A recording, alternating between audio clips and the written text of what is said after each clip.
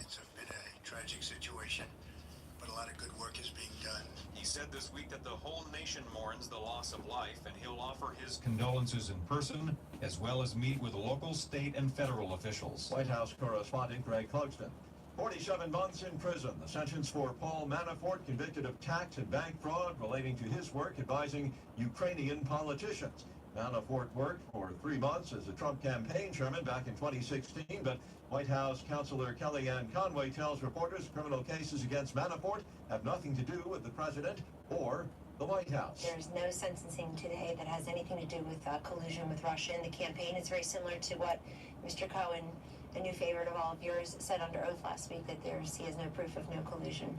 So I think those are most relevant to the White House. More misery for beleaguered Venezuelans, already suffering under a socialist regime that seems to be in a state of collapse. They're now having to deal with a massive blackout. The capital, Caracas, was plunged into almost complete darkness at the height of rush hour, forcing thousands of workers to walk the journey home. The government of President Nicolas Maduro has blamed the situation on sabotage carried out by the opposition. For his part, the opposition leader Juan Guaido took to Twitter to denounce the situation, saying that light would return once Mr. Maduro was removed from office. The BBC's Will Grant says by some accounts that blackout affects 22 of the country's 23 states.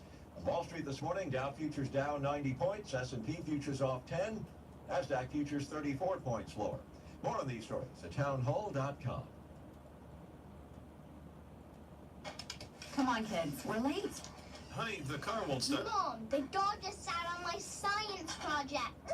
Life can be stressful, but getting life insurance shouldn't be. That's why there's Ethos. Ethos is a modern kind of life insurance that's super fast, incredibly affordable, and very uncomplicated. At GetEthos.com, there are no medical exams for policies covering under $1 million, no hours of paperwork, or meetings with pushy representatives. It only takes 10 minutes to apply, and you can rest assured knowing you've taken steps to protect your family. And in most cases, with Ethos, you can have that peace of mind for less than a cup of coffee a day, with no hidden fees. Having life insurance can free you from stress. Getting life insurance shouldn't cause it. Discover how uncomplicated life insurance can be at Ethos. Get your free instant quote and submit your complete application in minutes. Just go to getethos.com. That's ETHOS. Getethos.com. Getethos.com. Thousands of ultra-Orthodox Jews have tried to block a liberal Jewish women's group from praying at a key Jerusalem holy site, leading to a tense confrontation between protesters and police. The women gathered Friday to mark the 30th anniversary of Women of the Wall, a women's prayer group that seeks equality of worship at Judaism's holiest site. Women wore religious attire that ultra-Orthodox tradition reserves for men and swayed in prayer as Orthodox men spit, shoved, and shouted insults. Authorities in the southern Mexico state of Chiapas say at least 25 Central American migrants have died when the truck they were traveling in overturned. The Chiapas State Prosecutor's Office says 29 others were injured in the accident. The injured taken to area hospitals. Authorities did not provide the nationalities of the victims. As the investigation continues, Chiapas is the historic entry point for Central American migrants arriving in Mexico from Guatemala. News and analysis at townhall.com. George Mason University's Antonin Scalia Law School getting a $50 million endowment. The donation will allow the university to hire 13 new faculty chairs. The gift is the largest ever received by the university, a public school in Northern Virginia. It comes from the estate of Allison and Dorothy Rouse. The estate recently gave $43 million to the Heritage Foundation. Allison Rouse was a judge appointed by then-Governor Ronald Reagan to the California Court of Appeals in 1971. He died in 2005. Dorothy Rouse was an attorney who died in May. The $50 million follows a $30 million donation received in 2016 in conjunction with renaming the law school for Scalia. Keith Peters, Washington. The Chinese foreign minister says Beijing will take all necessary measures to defend its citizens and companies following legal clashes between tech giant Huawei and the U.S. More on these stories at townhall.com. Let's power savings. Saving energy begins with a well-maintained heating and cooling system. To save energy, change your air filters monthly and make sure there's nothing around your outdoor unit that could restrict airflow. It only takes a few minutes. Good morning, Start Dad. saving energy and money today. This message from Covington Electric Cooperative. We value your membership. We value you. With SRM Sports, I'm Michael Harrington. A light schedule in the NBA yesterday. Milwaukee was triumphant. The Bucks snapped their first two-game losing skid of the season with a resounding 117-98 win over the Pacers. The Bucks put a stamp on the win with a 12-0 run early in the fourth quarter to pull away from a 10-point lead.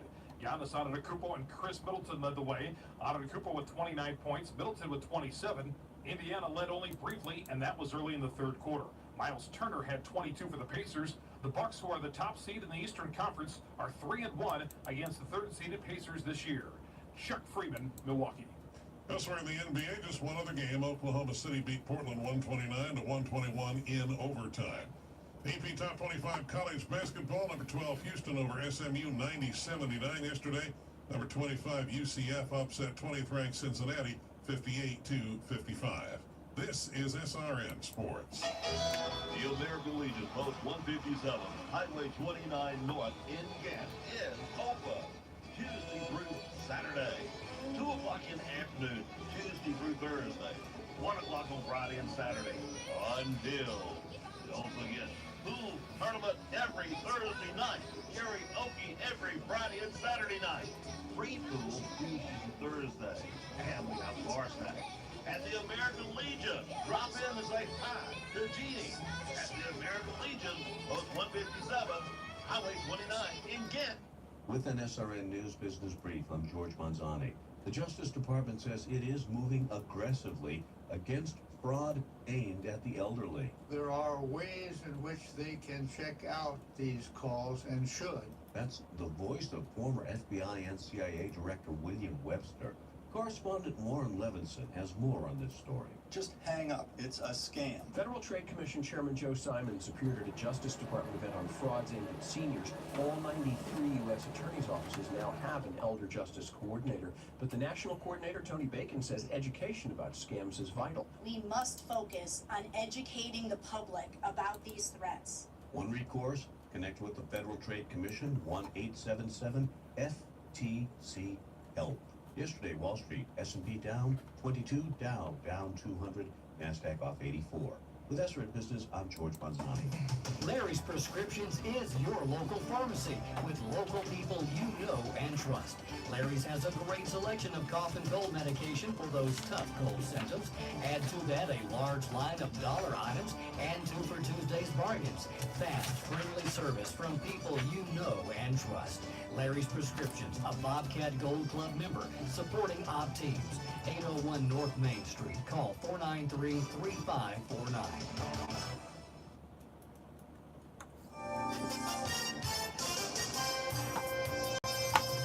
Governor Ivey's proposed 10-cent gas tax increase cleared its first committee obstacle Thursday. With the news flash, I'm Trey Westerberg on your hometown radio station 1290 WOPP. It now heads to the full House of Representatives, where it could face a less certain road. The House Transportation, Utilities, and Infrastructure Committee approved the legislation on voice vote after a 2-hour public hearing. A dentist has been cleared of charges he slapped a child during a youth football game this year. Marcus Dempsey was acquitted of a misdemeanor harassment charge in Tuscaloosa Municipal Court this week. The family of a 6-year-old boy killed by a tornado in Lee County is picking through debris to recover photographs, toys, and other keepsakes to help them remember the child. Officials say A.J. Hernandez was the youngest of 23 people killed when a powerful tornado struck the county over the weekend.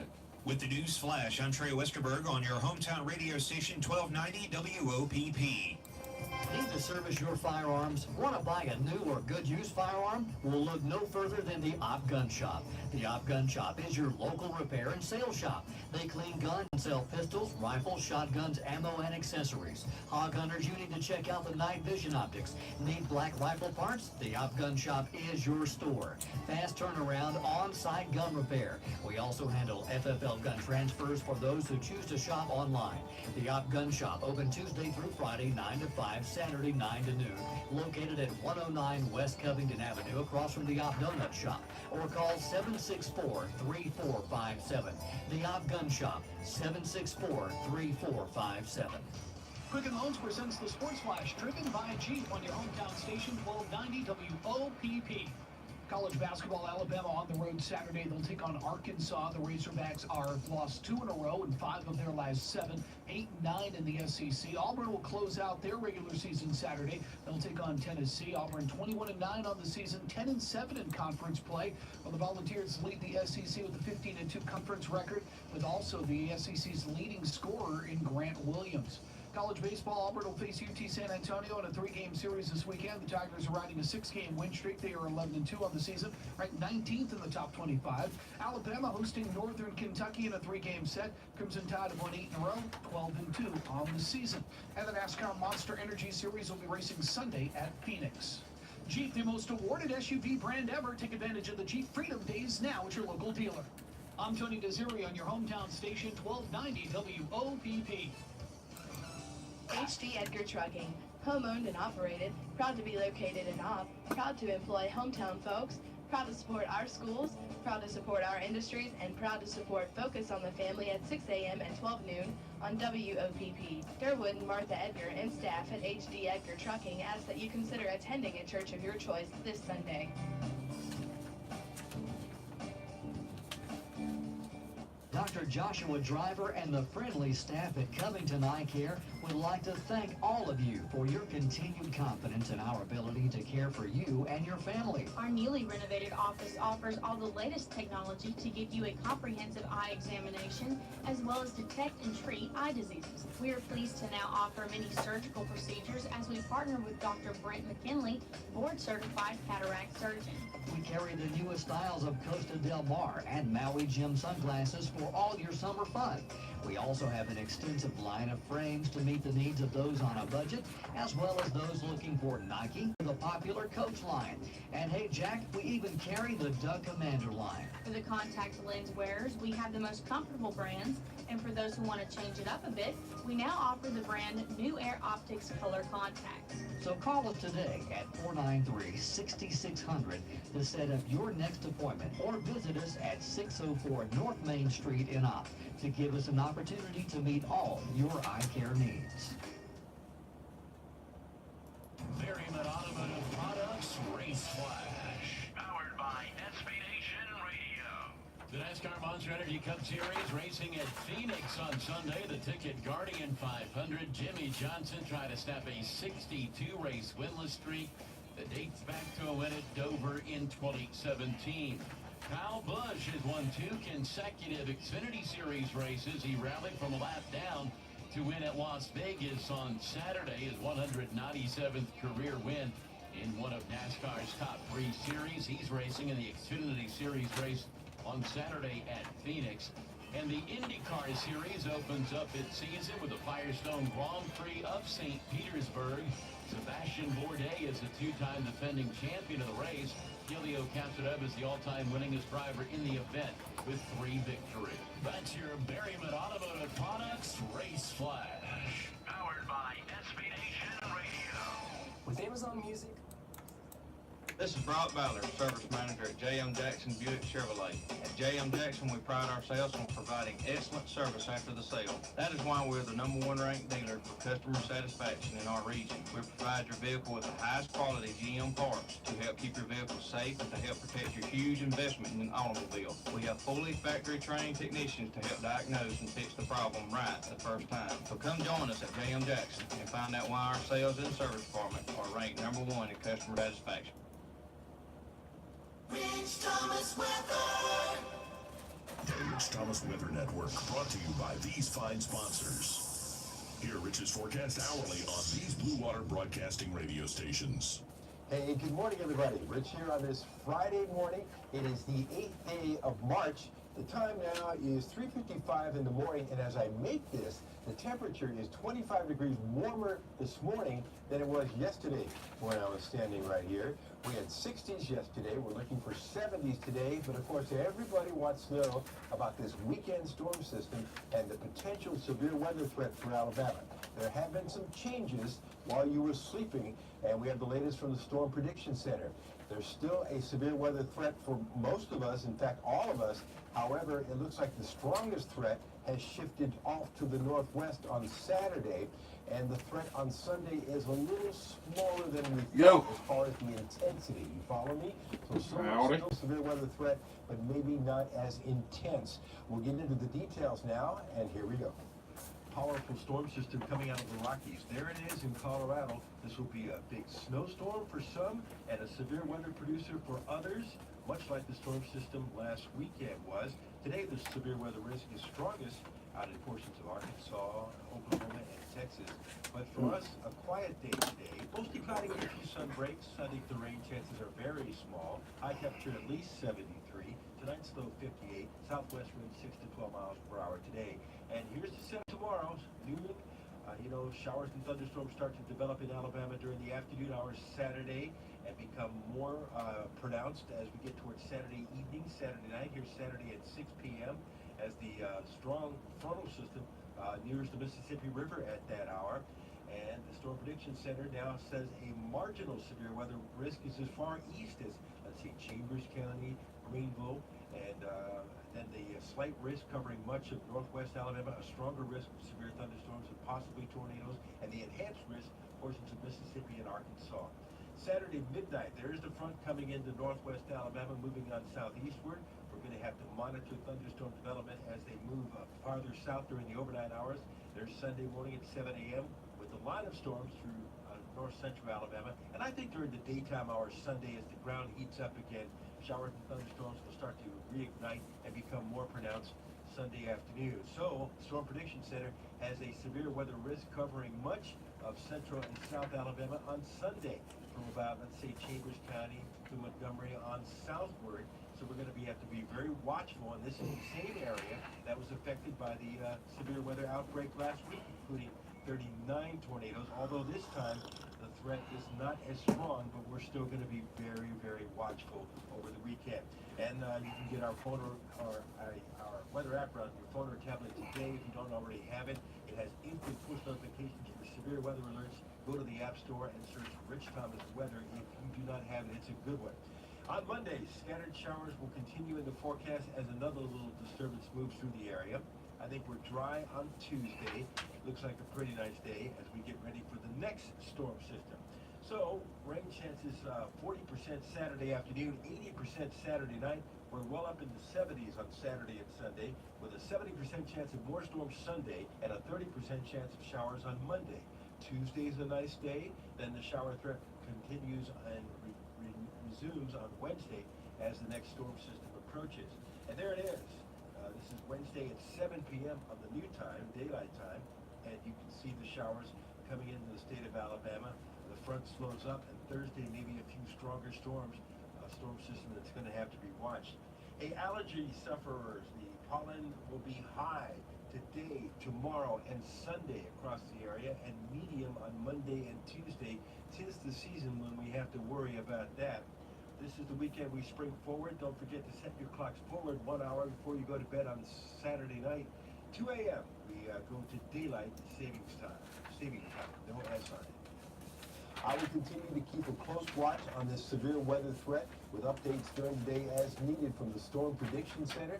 On the weekend severe weather threat, there will be a blog update early in the morning tomorrow and on Sunday with the latest information as well. So stay weather aware this weekend. Doug Jones just had to get in there the day before President Trump got in there, didn't he? Well, he wasn't going to be with him, which that's what it should have been, with him. 5:50 a.m. Hey, we're live on the radio this He did compliment the president, though, in a thing. thing, and of course, when you're out and about, which is kind of surprised. Twice an hour across the dial on the Blue Water family of stations. Well, yeah, no, nothing else to I'm do glad it's there. Friday. I hope you have a great weekend and stay weather aware. Rich Thomas Weather. No. Don't turn in at the airport main entrance. Go to airport entrance number 3 off Airport Road. Now we got it.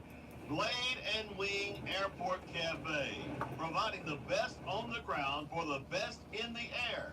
Come and visit us Monday through Friday, 7:30 a.m. until 5 p.m. Saturdays, 8 a.m. until 2 p.m. Breakfast buffet, $6.50 adults, $4 children 10 and under. Lunch buffet, $9.75 adults, $6 children 10 and under. Children 3 and under free. The Blade and Wing Airport Cafe. Come visit us today. We promise to treat you like family and make your meal a great experience. When you think about the enemy's taunt, one of the things he taunted Eve with was, did God really say? The best way to combat a lie is with truth, as Crystal Evans-Hurst describes on Focus on the Family Minute. So the antidote for the lies of the enemy is, what did God say? So the first thing I always tell a woman is, be honest about how you feel. First of all, because he already knows. There's no shame in being scared, hurt, afraid, feeling ashamed, feeling guilty. Be honest. But then you have to go what the enemy asks the question, what does God say? So be honest, but then search the scriptures. What does God say about guilt? What does God say about shame? What does he say about care of the ones that he loves? What does he say?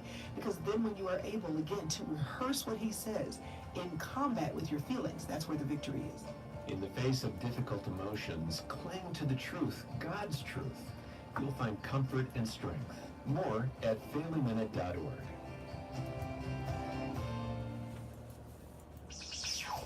This is Ward's Daily Almanac. I'm W.B. Ward. Today is Friday, March 8th, and today was the beginning of the alleged end of vinyl records. That and more on Ward's Daily Almanac. You can receive Ward's Daily Almanac every day, delivered directly to your email. Once a day, Monday through Friday, you will receive interesting bits of information on events that happened on this day in history, absolutely free. Just visit WBWard.com, click on the Contact Us page, and send us an email. Be sure to type the word subscribe in the subject line. It's free and safe, as we do not sell your email address to anyone. Subscribe today by visiting WBWard.com. That's WBWard.com. Among those born today, the skipper from Gilligan's Island, Alan Hale Jr. Other birthdays today include Oliver Wendell Holmes, Len Redgrave, Randy Meisner, and Carol Bayer Sager. The largest stock exchange company in the world was founded on this date in 1817. This was the day when the New York Stock Exchange was founded. Turning left became a popular pastime in Daytona Beach, Florida on this date in 1936. This was the first day when they held a stock car race on an oval track. A sleek new car appeared on the market on this date in 1969. Today was when Pontiac first introduced the Firebird Trans Am, just one of a series of muscle cars released by Pontiac in the 1960s. The digital age in music took a giant leap on this date in 1979. Today was when Philips gave their first public demonstration of the compact disc, which we now simply refer to as the CD. The vinyl record supposedly was on its way out. That's a look at Friday, March 8th. To find out what happened on this or any other day of the year, just visit my website at WBWard.com. That address again is WBWard.com. At Hardee's, we love to surprise people. Not like getting summoned to jury duty or mistaking your backpack for a parachute. Our surprises are good, like adding our delicious loaded omelet biscuit to our 2 for $4 mix and match deal. Choose between our loaded omelet biscuit, our tasty Frisco breakfast sandwich, our bacon, egg, and cheese biscuit, or our savory sausage and egg biscuit. Get any 2 for $4. It's the best kind of surprise. I mean, it's no pulling into a paid parking meter, but it's a close second. Hardee's because it tastes better. Offer available for limited time during regular breakfast hours at participating Hardee's restaurants. Price and participation may vary. Tax not included. This week's specials at the Farmers IGA. Lean ground beef, $1.77 a pound. Fresh chicken tenders, $1.88 a pound.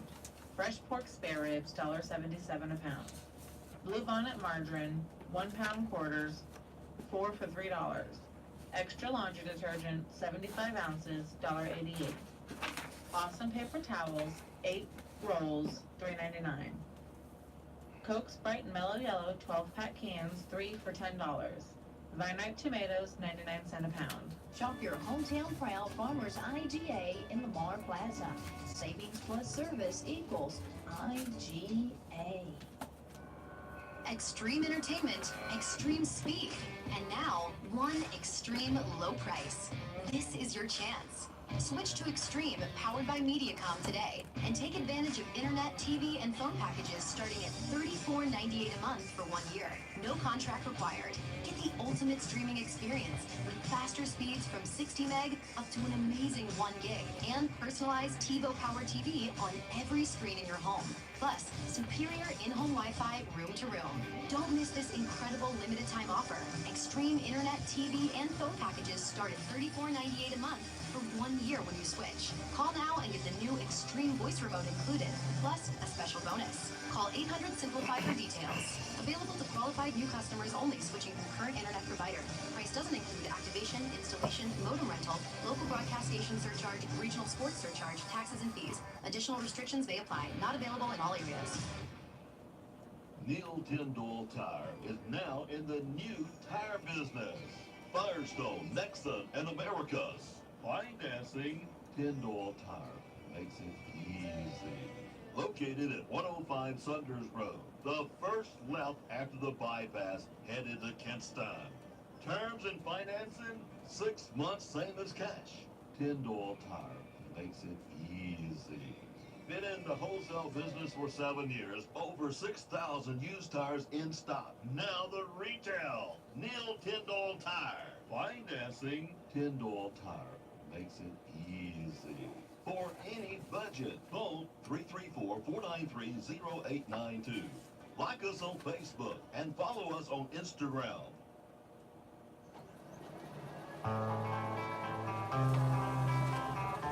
Do you need a place to live?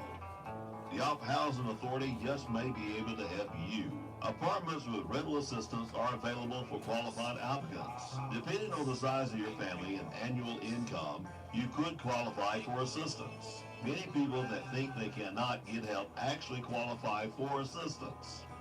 The best way to find out is to fill out an application.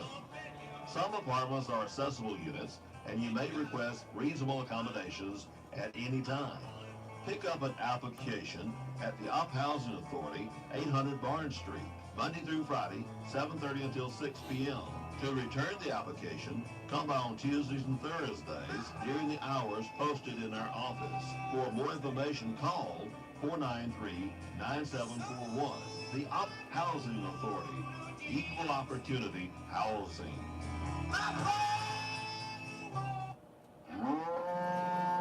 The Op Stockyard, 915 Florella Highway. New sale day is Tuesdays, 1 p.m. At the Op Stockyard, we want our customers to know that our commissions and hauling rates are cheaper than anyone in the area. If you need assistance with your cattle needs, please call John Edwards at 850-978-0340 or Henry Alford 850-890-6068. We look forward to seeing you at the Op Stockyard each Tuesday. Sale begins at 1 p.m. Here's your Weather-Bug LA weather. I'm Rod Tanner. For this morning, we expect to wrap up the week with a sunny day on the high of 74. Over 90 today, mostly cloudy, low 57. There's a slight chance for showers Saturday morning. There's a chance for rain and thunderstorms in the afternoon. Mostly cloudy skies and a high of 77. There's a 3-10 chance for showers and storms Saturday night. Today, mostly cloudy, low 64. With showers, we could have thunderstorms Sunday. Today, mostly cloudy with a high of 78. Again, for today, we'll have sunshine and a high of 74. That's the latest Lower Alabama weather here on WOPP.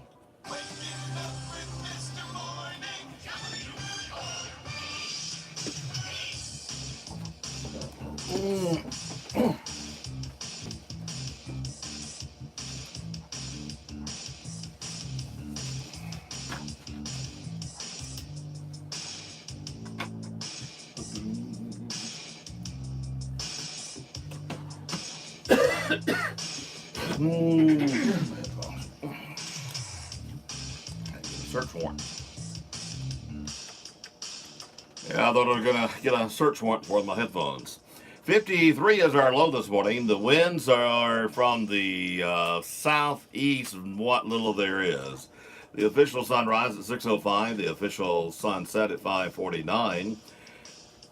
10% chance of rain today and tonight. Daylight saving time returns at 2 a.m. Sunday morning. So keep that in mind. We spring forward in the springtime, don't we, Jay? We spring forward. If you don't set your clock, or if you don't have one that automatically sets, you're going to be an hour late for church. That's right. You get there for dismissal. Yeah. If you guys got for the service. You get there to see Robert race to the parking lot. Robert and who else? Randy Griffin and Mr. Short. We're doing it in honor of Hank this Sunday. We all decided they're all aware of it. Okay. So we got to do that by all means. We'll talk about it in the 7 o'clock block coming up, but the snake egg hunt is getting long now because, I mean, we got clipped right in a hurry. 2 clues, boom, got had them. And now we got 7 clues on 4 eggs and still hadn't found them. You're getting better at hiding. Well, I thought the first one would have been a little bit better, but wow, boom. And then there's one I thought would be in a hurry. Hadn't happened either. So, yeah, you never know. You don't know. You really don't know at all.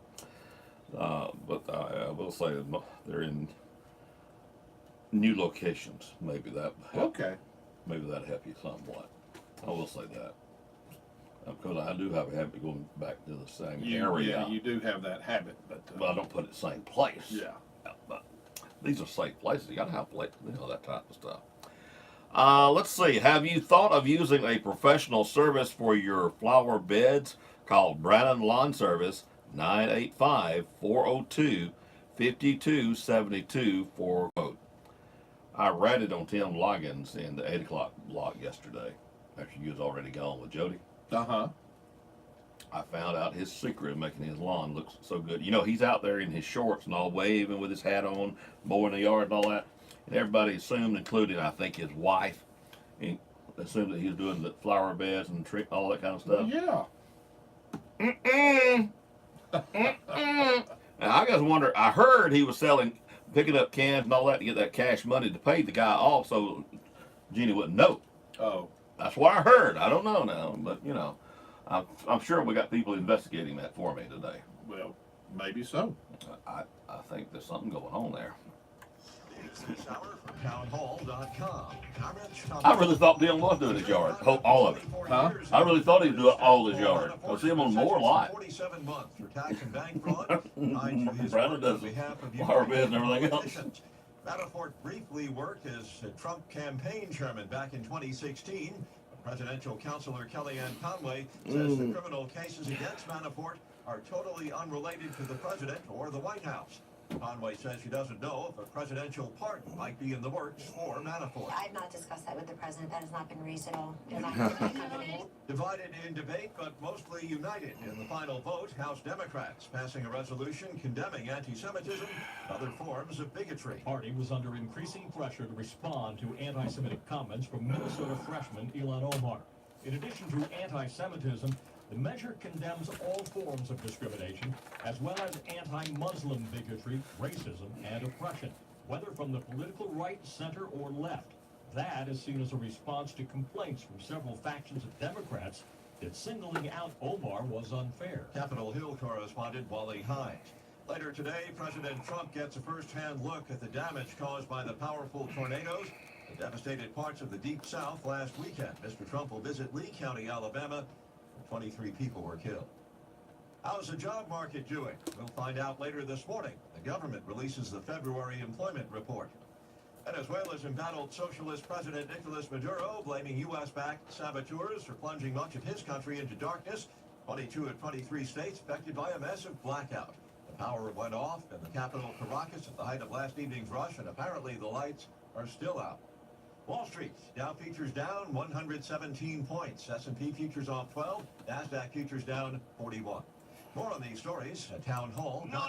Don't turn in at the airport main entrance. Oh, Go crap. to airport entrance number 3 off Airport Road. Now we got it. Blade and Wing Airport Cafe. Providing the Click best the wrong on the ground one. I for clicked the best one too in many the up. air. Come and visit us. Monday through Friday, 7:30 a.m. until 5 p.m. Saturdays, 8 a.m. until 2 p.m. Let's thing it after it. Breakfast buffet, $6.50 adults, $4 children 10 and under. Lunch buffet, $9.75 adults, $6 children 10 and under. Children 3 and under free. The Blade and Wing Airport Cafe. Come visit us today. We promise to treat you like family and make your meal a great experience.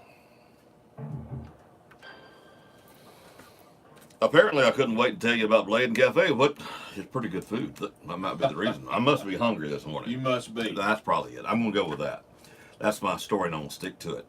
CCB time is 6:34. Time for you to drop by CCB here and meet our local staff, talk over our local community activities, talk over your banking needs. Member FDIC. Good morning. I'm Robert Booth. I'm Jay Michael. For Dateline Action News, brought to you by Opportunity EMS, TNC Pharmacy, Southern Independent Bank, The Farmers IGA, Power South, JR's Lawnmower Shop, The Woodmore, and you just heard from the Blade and Wing Cafe.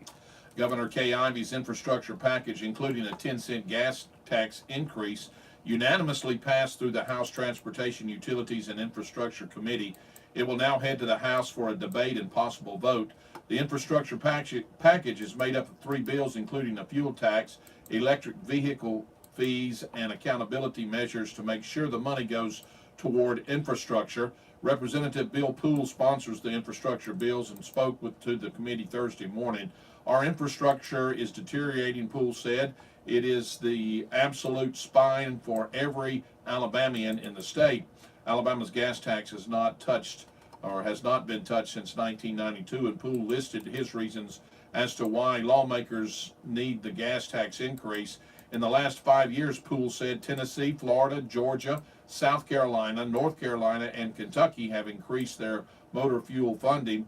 He said fuel efficiency has increased dramatically, but our motor fuel revenue has decreased, noting that the cost of construction has increased. The federal government is not going to come fix our roads and bridges, so that's what we're waiting on. It's not going to happen, Poole said.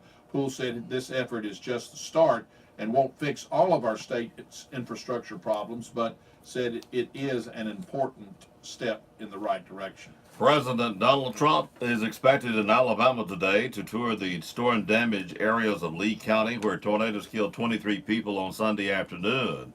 But Emergency Management Agency officials will have an eye on a system that has the potential to create more severe storms this weekend. There is now a slight risk for severe storms north of the line from Wiggins, Mississippi to Monroeville, Alabama to Greenville, Alabama, and a marginal risk for severe storms elsewhere, according to EMA Director Susan Harris. There is a potential for tornadoes, she said, from Saturday afternoon into Saturday evening. There may be some potential for isolated severe storms developing near the day on Sunday. We're still monitoring this, and we'll have more details and later updates. Earlier in the week, Trump twice tweeted his intent to visit Alabama today. As of Thursday afternoon, the White House had not released details of that trip. Well, Thursday morning, U.S. Senator Doug Jones, the Democrat from Alabama, got a first-hand look at the tornado damage in Lee County. He talked to survivors and offered words of encouragement. He also spoke with volunteers and thanked them for their support. Jones said that it will take time, but the community will bounce back. He added that he wishes there was more that could be done, but he's glad to see the community coming together after such tragedy and working together to support those who have suffered so much loss. Jones, the only statewide elected Democrat in Alabama, praised Governor Kay Ivey's administration for quick response and thanked President Donald Trump in advance for his trip scheduled for today to Lee County, as well as a disaster declaration that will help with recovery efforts. A much warmer morning is underway as isolated light showers drift eastward. Winds will veer more southerly through the day, allowing warm and moist air to overspread the area. Rain coverage remains limited, but isolated showers are possible at any point. Otherwise, we're mostly cloudy with highs in the lower 70s for today. All eyes, however, on the weekend, as we mentioned earlier, as the new storm system approaches. Models have trended northward with the greatest combination of shear and instability, and it appears the greatest risk for severe weather will favor west and north Alabama. With this in mind, we continue to be passive by mentioning a marginal risk for a strong to severe storm from Saturday afternoon into Sunday, but a severe weather risk appears to be becoming increasingly limited. Sunday likely features the highest rain chance of the weekend, Bashir has also it will shear away and put great suppression on the air and will continue threat for severe weather. We'll be in the middle 70s for both Saturday and Sunday, but the threat of the wetness coming again. Yep. It just doesn't sound like it's going to be as severe as. I think they're overcautious right now, but I understand. We got hit, so I understand. Yep. The wife of a former Montgomery veterinarian has been indicted on attempted murder charges after court documents say she allegedly beat him and injected him with animal euthanasia drugs before leaving him alone for 5 days. Jane Harold Green was indicted by a Montgomery County grand jury in February in the alleged attempted murder of her husband, Dr. Richard Green. According to the affidavit, Jane was being taken into custody. Deputies, let's see, 2 weeks after a restraining order had been served against her, she violated that order by driving her car onto Richard Green's lawn, and when she was taken into custody, deputies found a clear plastic bag containing a green leafy substance in the front seat of her vehicle. They also discovered a crack pipe. She was charged with possession of a controlled substance along with violation of protection order. She's also, of course, being filed charges against her for attempted murder, and she's set to go on trial later in March. Multiple law enforcement agencies in East Alabama are looking for an elderly woman from Florida who has been classified as missing and endangered. Virginia Collier, who turns 84 today, drove from Florida to visit family in Etowah County. She'd been staying with her brother in Southside and was last known to be traveling to Glencoe to visit her brother. She has another brother in Gaston. Her last known whereabouts were Tuesday evening at 5:30 at her relative's home in Southside. Her daughter, Melissa Butcher, drove from Dallas, Texas to help search for her mother. Butcher says 2 family members each thought she was visiting the other Wednesday night. A picture of her is posted on our Facebook page, and there is an all-out look for her. There's also a picture of her automobile, and it is a 2019 Cayenne with Florida license plate 1175 MQ. Yeah. Yeah. Statewide alert yesterday, and it's still there. Check your time. I hope they find her. I do too. Check your time. It's now 6:41 here at WOB. Nice having you with us this morning. Folks, hey, I've got selling on my mind. I've got Linda on my mind. Water dealer, steel dealer, Honda power equipment, DR trimmer, not to even mention Easy Go golf carts, Yamaha golf carts. We will not be undersold. It won't be long before you're looking for that new piece of equipment. Please think of JR. It won't be long. We have financing available. We have pickup and delivery available, and we're located right here in Opp, Alabama, down here in the Mill Village. JR's Lawnmower Shop, Opp, Alabama. 911 will not dispatch us. Be sure to call direct 493-0911. Dial 493-0911 direct for Opportunity EMS. Dial 493-0911 for local and out-of-town ambulance service from Opportunity EMS. Dial 493-0911, not 911, for emergency and non-emergency transport from Opportunity EMS. Locally owned and operated for over 20 years by Mr. Hayward and Allen. Opportunity EMS has wheelchair vans and their own record and maintenance service. You have a choice. Choose Opportunity EMS. Dial direct 493-0911. Opportunity EMS. 911 will not dispatch us. Be sure to call direct 493-0911. Jack Hansel Strickland Jr., age 71, a resident of Brantley, passed away Wednesday. Funeral services will be held at 11 a.m. from Chapel of Torrance Funeral Home in Luverne. Burial will follow in the Bullock Cemetery. Visitation will be from 9:30 a.m. to 11 a.m. Jack Hansel Strickland is survived by his wife, Glenda Bryan Strickland, their daughter Nikki Lee and Brett Bryan, grandson William Payne Bryan, and sister Ann Bryan, and numerous nieces and nephews. The family requests that memorial donations may be made to either the American Cancer Society, the American Heart Association, or the American Diabetes Association. Jack Corbett Souls, Jr., age 67, of Nazi, Mississippi, passed away Tuesday at the Greensboro Nursing Home in Nazi, Mississippi. Memorial services will be held Saturday at 11:30 at the Foreman Funeral Home in Andalusia. Burial will be at the Andalusia Memorial Cemetery. Jack Corbett Souls, Jr., survived by sisters Cynthia Gooden and Tony, Linda Stone and Robin, nieces and nephews, and cousins. Durana Charlesa Gant, wake will be at Coleman Funeral Home of Elba from 4 o'clock until 7. Funeral services for Durana Charlesa Gant will be Saturday at 1 p.m. at Westview Church here in Opp. Burial will be at the Bethlehem Church, Brooklyn Community. Bypass will be located at the Opp Community Center, the old Opp Head Start. Family would like to thank everyone who's been praying and supporting us through God's perfect plan. Color of attire is purple.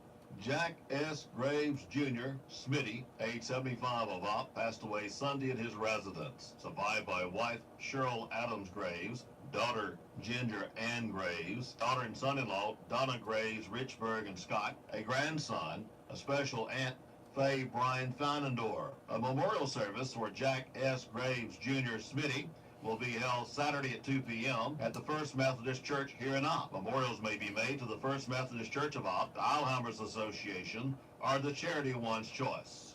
Evelyn Marie Biddle, age 58 of Andalusia, passed away Thursday at her residence. A memorial service will be held at 2 p.m. Saturday at the New Prospect Baptist Church, Sampson. Evelyn Marie Biddle is survived by her children, Jeannie and Jonathan Smith, Stephen Lundy, 2 grandchildren, her brother Jeffrey Bush, and her sister Lisa Weeks. Henry Green Gwaltney Jr., Hank, age 68 of Opp, passed away Tuesday at a local hospital. Survived by his wife Angela Gwaltney, sons and daughter-in-laws Ryan and Lori Gwaltney, Brock and Trista Gwaltney, brother and sister-in-law Marshall and Cindy Gwaltney, sister Neva and George Pierce, 4 grandchildren. A memorial service for Henry Green Gwaltney Jr. will be conducted at 2 p.m. Sunday at White Funeral Home Chapel. The family requests that memorials be made to the Shriners Hospital.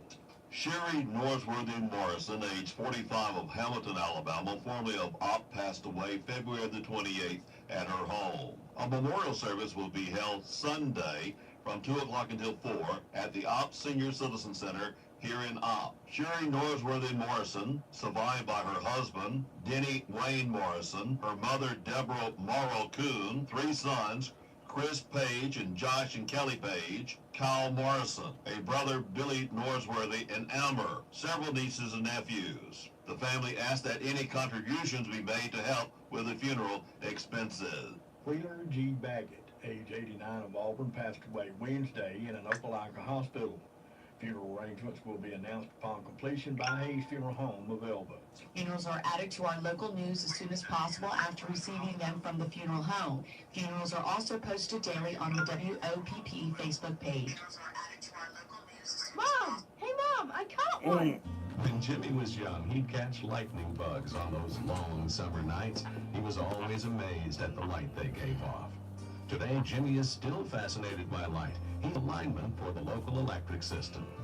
Linemen like Jimmy have served you for years. They've changed with the times. But one thing hasn't changed: our commitment to providing you with quality customer service. Covington Electric Co-op, your local Touchstone Energy Cooperative. On-the-go lifestyles call for on-the-go solutions. And the Southern Independent Bank mobile app is just that. Check account balances, pay bills, make deposits, and a lot more.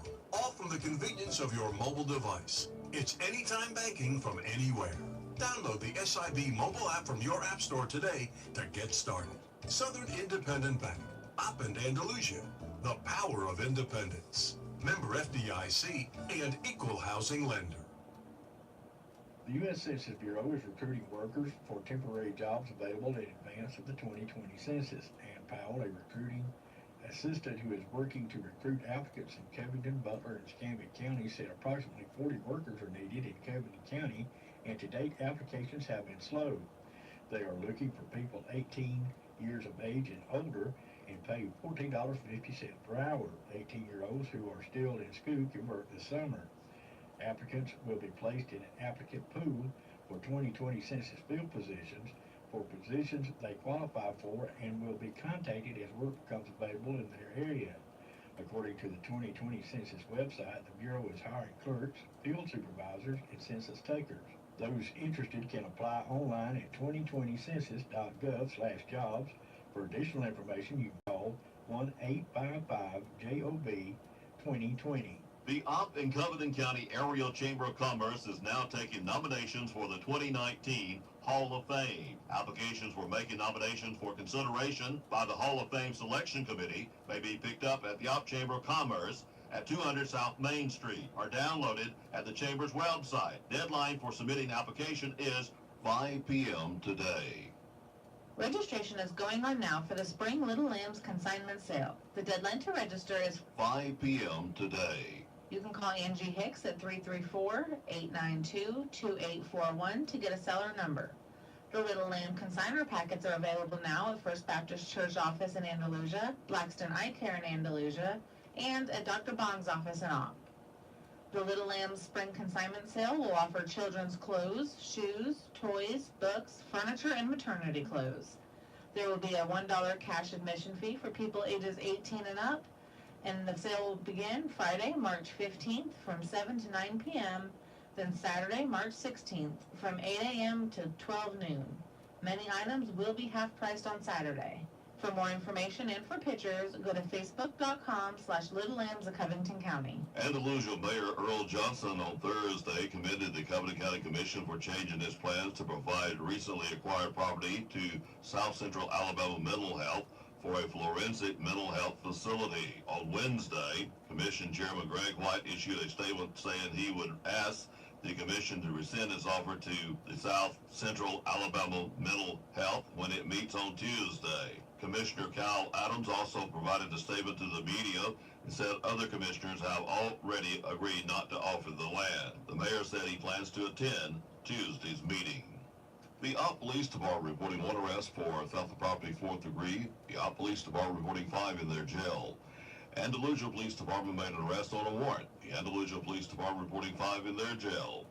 Covington County Sheriff Department booked in 13, 1 on murder charge, 3 for failure to appear, 1 for harassment, 1 back for court, 2 failure to appear, 3 counts, 1 violation of probation, 1 possession of controlled substance and drug paraphernalia, 1 theft of property 3rd degree, 2 on grand jury indictments, 12 released, 219 in the Covington County Jail. Parents who enjoyed the convenience of having their children get flu shots at school last fall will have the opportunity for their children to get additional vaccines when Health Heroes returns to all schools in Covington County on Thursday, March the 14th.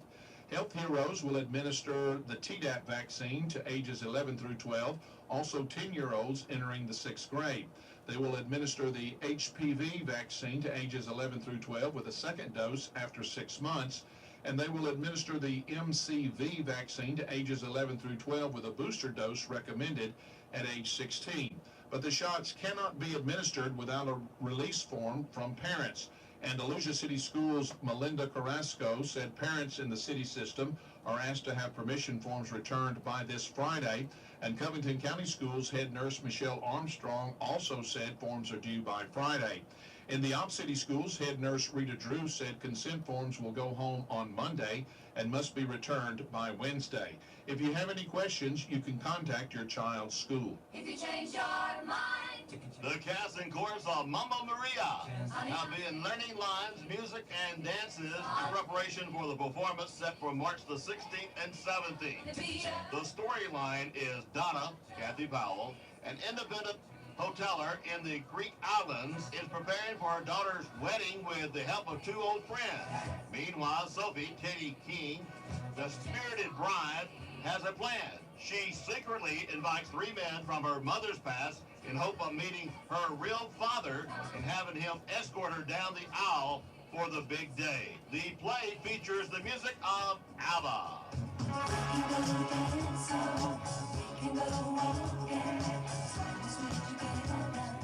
Covington County Relay for Life is adding another new feature to its annual event, a talent show, with the hope of involving the community more.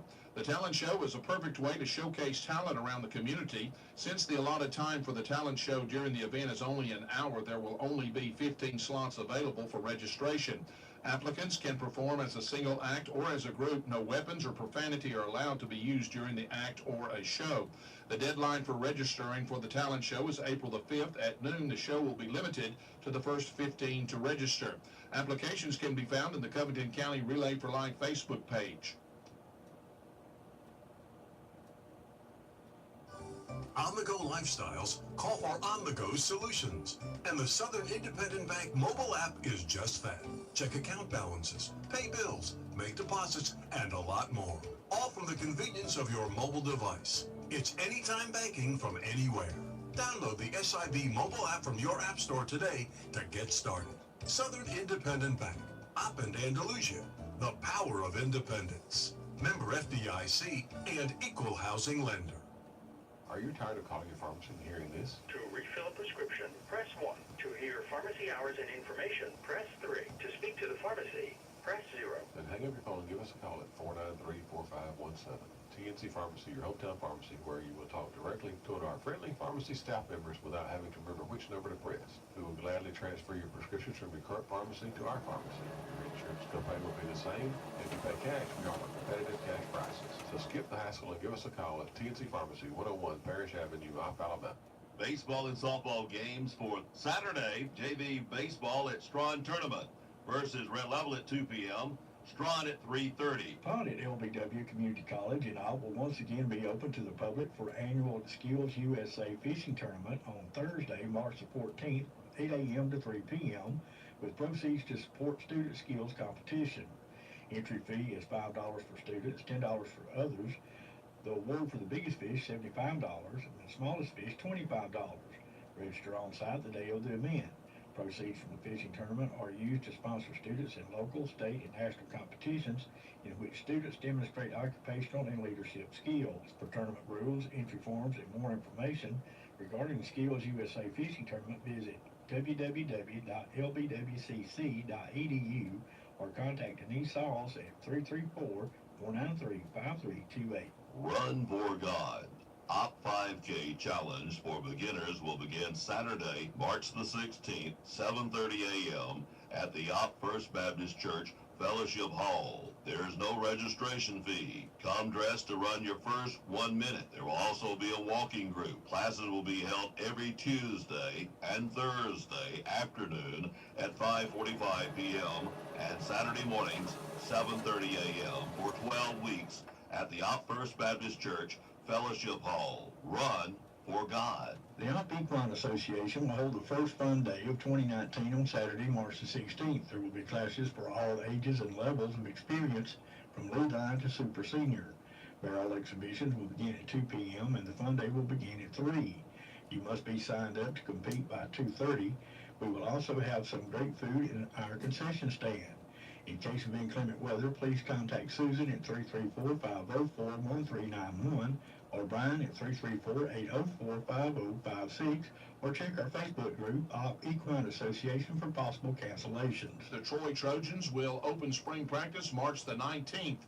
A month later, the Trojans will host their annual T-Day game April 20th at Veterans Memorial Stadium. The Troy Trojans football home games for 2019. August the 31st, Campbell. September the 14th, Southern Mississippi. September the 28th, Arkansas State. October the 16th, South Alabama. November the 9th, Georgia Southern for homecoming. November the 30th, Appalachian State. Be part of the action all season long by purchasing your Troy football season ticket. Phone the Troy Ticket Office, 334-670-3681. That's Dateline Action News. Ops only, locally owned and operated news service. Hear it first on WOPP and repeat it later across town. Hometown shopping just makes sense. This is your hometown. This week's specials at the Farmers IGA.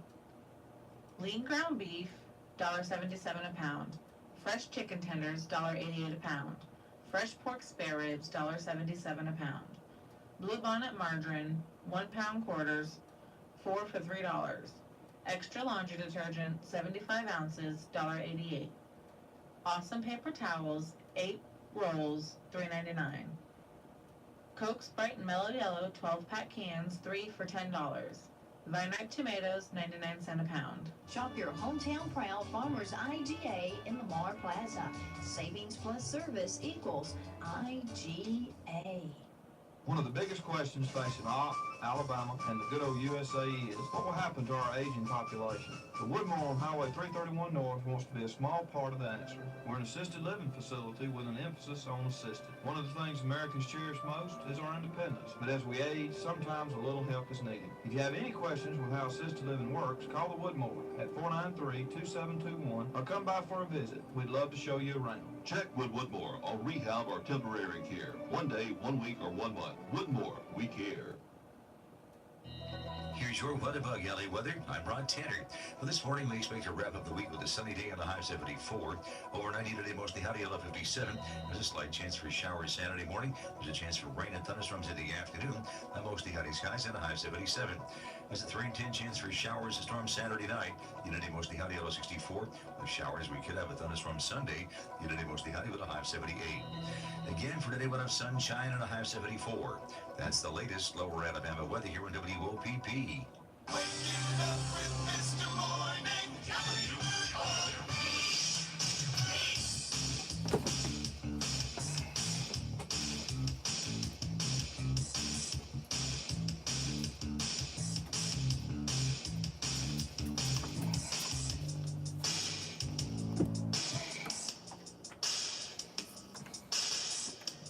Hey, 53 is our low this morning. The winds are from the southeast, maybe a mile. The official sunrise at 6:05. The official sunset at 5:49. 55 degrees here at the studios of WOPP. Remind you there's a 10% chance of rain today and tonight. Then we'll increase a little bit. Daylight saving time returns at 2 a.m. Sunday morning, so really keep that in mind. This is WOPP in Alabama. Let's go to Washington, D.C. News this hour from townhall.com. I'm Rich Thomason. He could have gotten up to 24 years in prison, but instead, Paul Manafort is Software. I'll get her to do that. I ain't gonna do it. I'll mess it up. Manafort briefly worked Software up to both of them. 2016. Presidential counselor Kellyanne Conway says the criminal cases against Manafort are totally They just punch one button and handle that, but then punch, and then you got to punch this, and got to punch that. Presidential pardon might be in the works for Manafort. I've not discussed that with the I president. know we'll get into it. In my company. Divided in debate, but mostly united in the final vote, House Democrats passing a resolution condemning anti-Semitism and other forms of bigotry. Party was under increasing pressure. Job opportunity. We need to mention. Comments from Minnesota freshman Ilan Omar. In addition to anti-Semitism, the measure condemns all forms of discrimination, as well as anti-Muslim bigotry, I saw it a while ago. and oppression. Don Cotton had it on his, so I know it's Center legit. or left. That is seen as a response to complaints from several factions of Democrats that singling out Omar was unfair. Capitol Hill correspondent Wally Hines. Later today, President Trump gets a first-hand look at the damage caused by the powerful tornadoes that devastated parts of the Deep South last weekend. Mr. Trump will visit Lee County, Alabama, where 23 people were killed. How's the job market doing? We'll find out later this morning. The government releases the February employment report. Venezuela's embattled socialist President Nicolas Maduro blaming U.S.-backed saboteurs for plunging much of his country into darkness. 22 of 23 states affected by a massive blackout. The power went off in the capital Caracas at the height of last evening's rush, and apparently the lights are still out. Wall Street, Dow futures down 117 points. S&P futures off 12. NASDAQ futures down 41. More on these stories at townhall.com. The Op Rattlesnake Rodeo 5K 2019, Saturday, March the 23rd, Op High School, 502 North Malloy Street in Op. Running 5K and walking 5K, $25. Rodeo armband to the first 200. The long sleeve tech shirts are awesome. Start time, 9 a.m. sharp. Race day registration and packet pickup starts at 7:15. For complete information, go to oprattlesnakerodeo.com. Can you buck dance? I mean, get down, buck dancing, man! Can you climb a breezy pole? I mean, a pole breeze down with good old Lord. Buck dancing contest, breezy pole contest, cash prize prizes. Saturday, March the 23rd at the Up Rattlesnake Rodeo. All ages welcome. For more details, go to uprattlesnakerodeo.com. Up Rattlesnake Rodeo is accepting applications for arts and crafts vendors. 12 by 12 space, $100. $50 for electrical hookup. And $10 for city license. For complete information and application, go to www.rattlesnakerodeo.com. Or phone Liz Lindsay at 334-858-6624. Or the City of Hop, 334-493-7840. See you at the rodeo.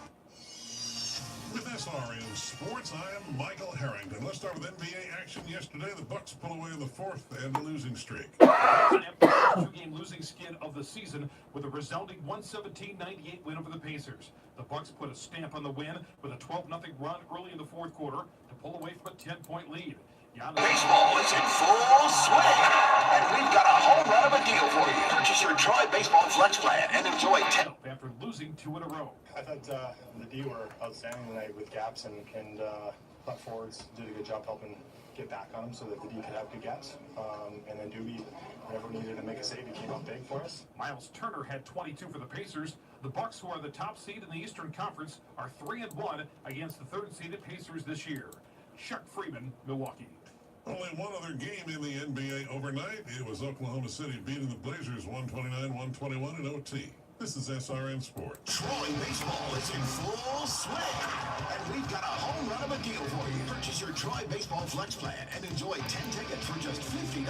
That's right, 10 tickets for any games you choose, excluding Alabama, for just $50. Bring the whole family for a weekend series or catch a midweek game. 10 Troy Baseball tickets for the games of your choice for just $50. Get your Troy Baseball Flex Plan now at 1-877-878-WINS or visit TroyTrojans.com/tickets.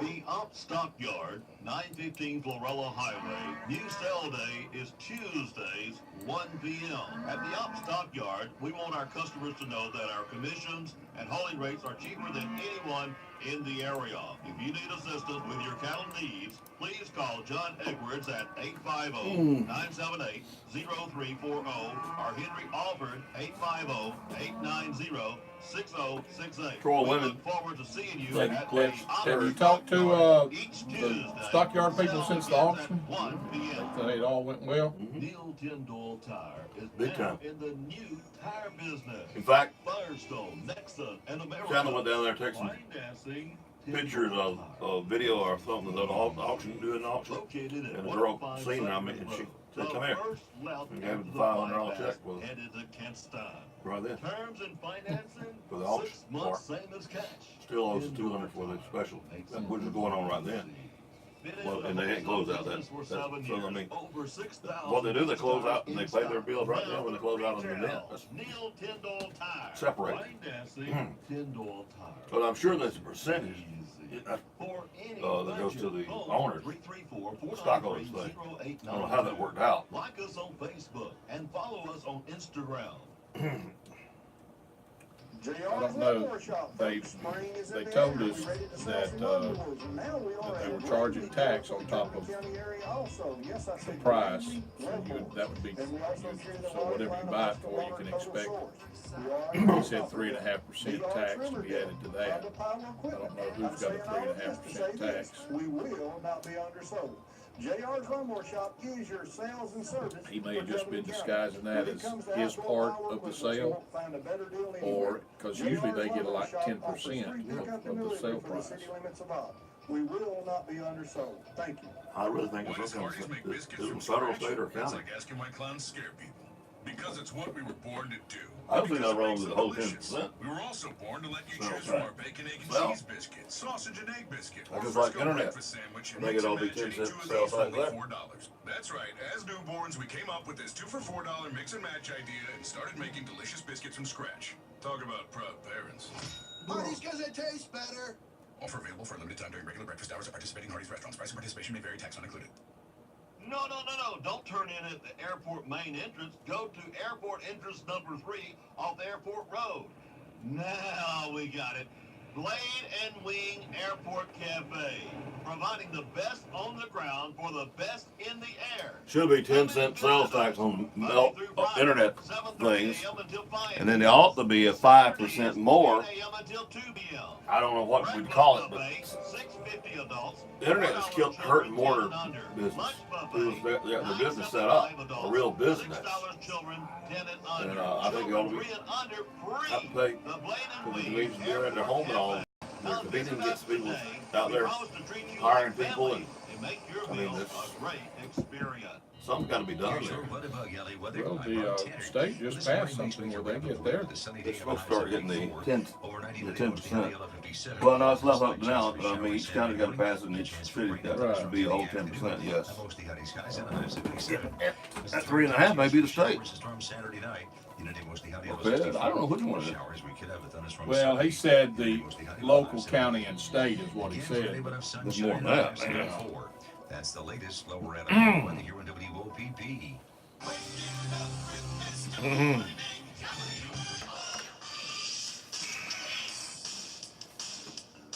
Hey, if you don't spring forward during the weekend, you won't hear us tomorrow, Monday morning on time. Is that the way that is? Well, you'll hear us late. Late, yeah. The 7 o'clock will be 8 o'clock. Right. No, 7 o'clock. Yeah. Whatever. I always forget. You spring back. No, you spring forward. Fall back. You fall back. Yeah, you spring forward. You're gonna lose an hour. So instead of it'd be 8:10 this time Monday. Yeah. So you missed the 7 o'clock block. Yeah. If you really got. So it'll be dark whenever I come in. Oh yeah. But it'll be light before you ever go to bed. Yeah. It'll still be light when you go to bed. Maybe have some time to do some things in the afternoon. Oh, you're going to get a lot of work on that house now, aren't you, man? Oh, man. 53 is our low this morning. The official sunrise at 6:05. The official sunset at 5:49. Winds are from the southeast. What little there is. Cloudy out there. 10% chance of rain. The sun is now coming out, though. It's getting better out there. It's going to be a pretty day, I hope. Because the weekend sounds like it's not going to be nice. Well, I don't know. Who knows? They're giving us, Carry your umbrella, will you? Yeah, I don't think it's going to be the bad weather like we had last weekend, but sure hope not. Yeah, everybody's hoping not. For our part of Alabama, it's not looking like it's going to be anything much more than just a little bit of rain. Hey, congratulations to the Lady Trojans. They clinched a good seeding, hadn't they? Yeah, third seed in the upcoming Sun Belt Conference tournament. They defeated Appalachian State Thursday rivalry night, 95-66. So they didn't just beat them; they whooped them. Good old whooping, huh? They're at the Trojan Arena, so the Lady Trojans are moving on. That's a good thing. Good. That's a biggie. Yeah, congratulations to those gals. What do you think about drug testing for food stamps? There's a bill up there. Well, I think that's a great idea. Somebody's going to challenge it, of course. Oh yeah, saying it's not. Even if it's passed, it's going to be challenged. But I think that it's something that they need to do. Absolutely. Definitely agree. Definitely. Yeah, I mean when I'm struggling to buy groceries, and it just kind of gets under your skin when you see some of the items that some people buy. Not everybody, but most people try to be legit about it, but there are others that take a lot of advantage. Well, some of them get the premium stuff and then go and hock it and get money for drugs too. That's true. So I think that's what's brought that about. I think that's a good idea, and we'll just have to wait and see where it goes. What do you think about the guy that survived 5 days snowbound in Oregon, and the only thing he had was Taco Bell sauce packets, and it was a hot sauce on top of that? Well, there was plenty of snow, so. Well, he survived. Of course, that hot sauce helped warm his body up too, and he cranked his vehicle every once in a while to keep get it back warm a little bit. And when the guy come and cleaned off the roads and all found him, but 5 days being trapped in his truck. He started to walk from his truck and decided before he got lost. He said he felt like he was about to get lost. He knew where he came from. He didn't know where he was headed. So he turned around and went back, which probably ended up being the smart thing to do. Yeah, probably saved his life. Mm-hmm. If he'd gotten lost, he'd been stranded then. Well, Taco Bell's rewarding him for saying that their sauce saved his life. Taco Bell's fire sauce, what it's called. He's going to get all the meals he wants for a whole year and plenty of sauce. You reckon he wants any sauce now? I don't know. He might. You can't never tell. Well, you no telling. That's pretty cool, though. Or pretty hot. Ooh. Oh, yeah. Pretty hot. You can get tired of stuff. Oh, yeah, yeah. You know, my There's a pack of it. I've never seen it fire. I haven't either. I don't usually use the sauces whenever I... He must have get down to carry out and just left that in his vehicle. Yeah, We all do that kind yeah, of they stuff. probably threw it in there. Yeah, or something. yeah.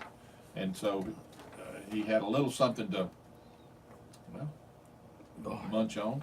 I'll tell you, when you're in when you're living in the towns, areas where there's snow and all that and ice like that, you ought to keep a little survival pack in your vehicle. It happens a lot. Well, you know, it happens a lot. we don't think about it much around here, No. but in places like Oregon and places you're talking about that do have heavy snows from time to time, And yeah, you would think they'd have a little some isolated kind of areas, kit, yeah. some kind of little something, you know, when you get stranded, Yeah. that they would take care of that. Yeah. The OK ration would be better than nothing with it. Well, They don't have that no more, do they? They don't have the OC rations anymore. They've got what they call MREs, which will do in a pinch, but I'm going to tell you it needs to be a pinch. But it never spoils because it's so bad to begin with. No. Well, you know, some of it's pretty good depending on how hungry you are. Oh, yeah. Well, that makes everything. But now those C rations were good. Yeah. I used to eat those. Those were good. Daddy'd bring them home. Kind of like a feast, huh? Well, I don't know about a feast, but they're crackers and peanut butter and jelly. Man, it was good stuff. Kind of like that government butter and peanut And butter cheese and and all. cheese that they used to Yeah. get. Boy, that stuff was good. That was good stuff. You know, I was going to say earlier, you know, you do get tired of foods. My father-in-law, Mr. Meadows, who was a prisoner of war in World War II, and of course I'm not a big fan of cabbage either, but they got one meal a day for the 9 months he was in captivity, and that was cabbage soup. Cabbage and cabbage. So he don't like cabbage. When he got home, he told his wife, "No more cabbage. No more I don't cabbage. want to smell it. I don't want to see it. I don't want Well, nothing." kind of understand that. Yeah, so he never ate it again. No more cabbage. Well,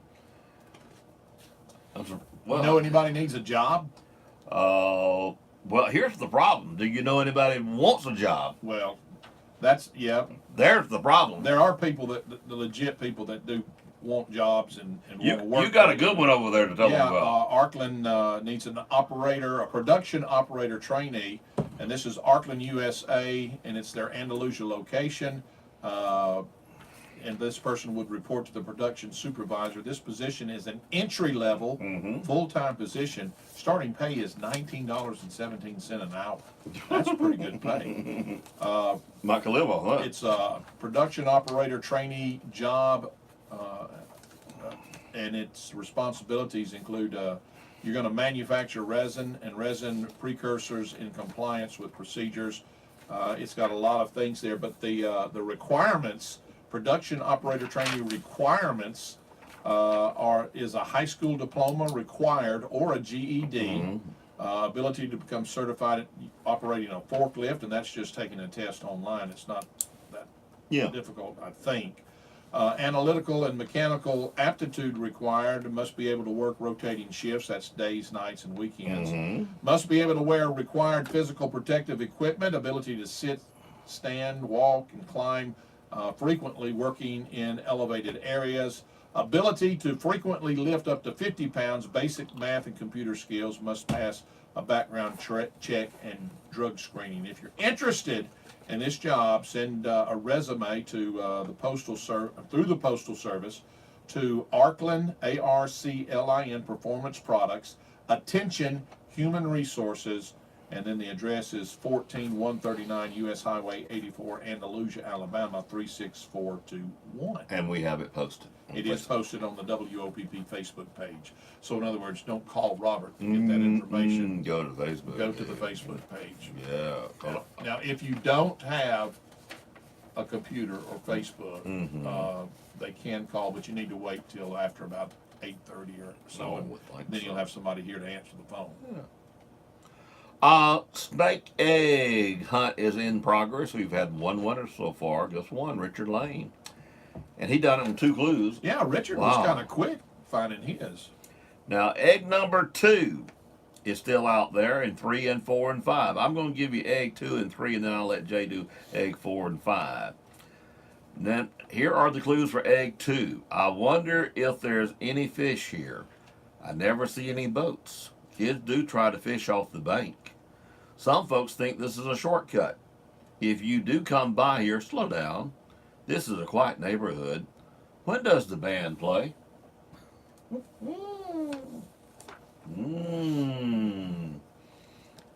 Okay. That last one throws you curved on it. I don't know where you're thinking. And then, actually, it helped me out. Oh, it did help you out. Oh, well, maybe it helped somebody else out there. By the way, the employees don't have no idea where these are at either. No. And when I say it helped me out, I've got an idea where I'm thinking about it. Oh, sure. Shannon's only one at times, she knows, but at times she don't. According to how I do handle the clues with her. Yeah. Egg 3. Sure is quiet nowadays. Man, I miss the singing. I miss the food. Years ago, Saturdays were big days here. Not so long ago, Sundays were big days here. Nowadays, it's real quiet. Someone's going to get a good buy. That's a biggie. Someone's going to get a big buy. Okay. Egg number 4. You said 4 and 5. All right. Egg number 4. Them 18-wheelers are loud. I sure wish people would slow down. Watch, or you will miss the turn. Watch it. Watch out, or you'll miss the turn. That's what. Yeah. Watch out, or you'll miss the turn. That hill can be a problem. Watch for the turn, or you'll miss me. Lots of folks knew this guy I'm near. Knew this guy I'm near. And I don't like dirt roads. That's egg number 4. Egg number 5, some people don't know this is part of op. Lots of families around here. Slow down for the curve. Another curve. Another curve. I love curves. The bypass reduces lots of traffic on the main road that leads to me. Years ago, I could hear the hitting of metal.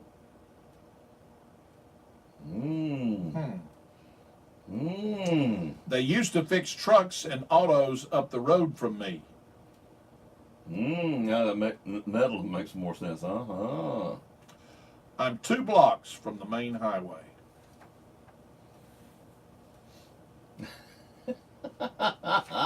No, that takes me to a couple of places. That one is my pick of being the toughest.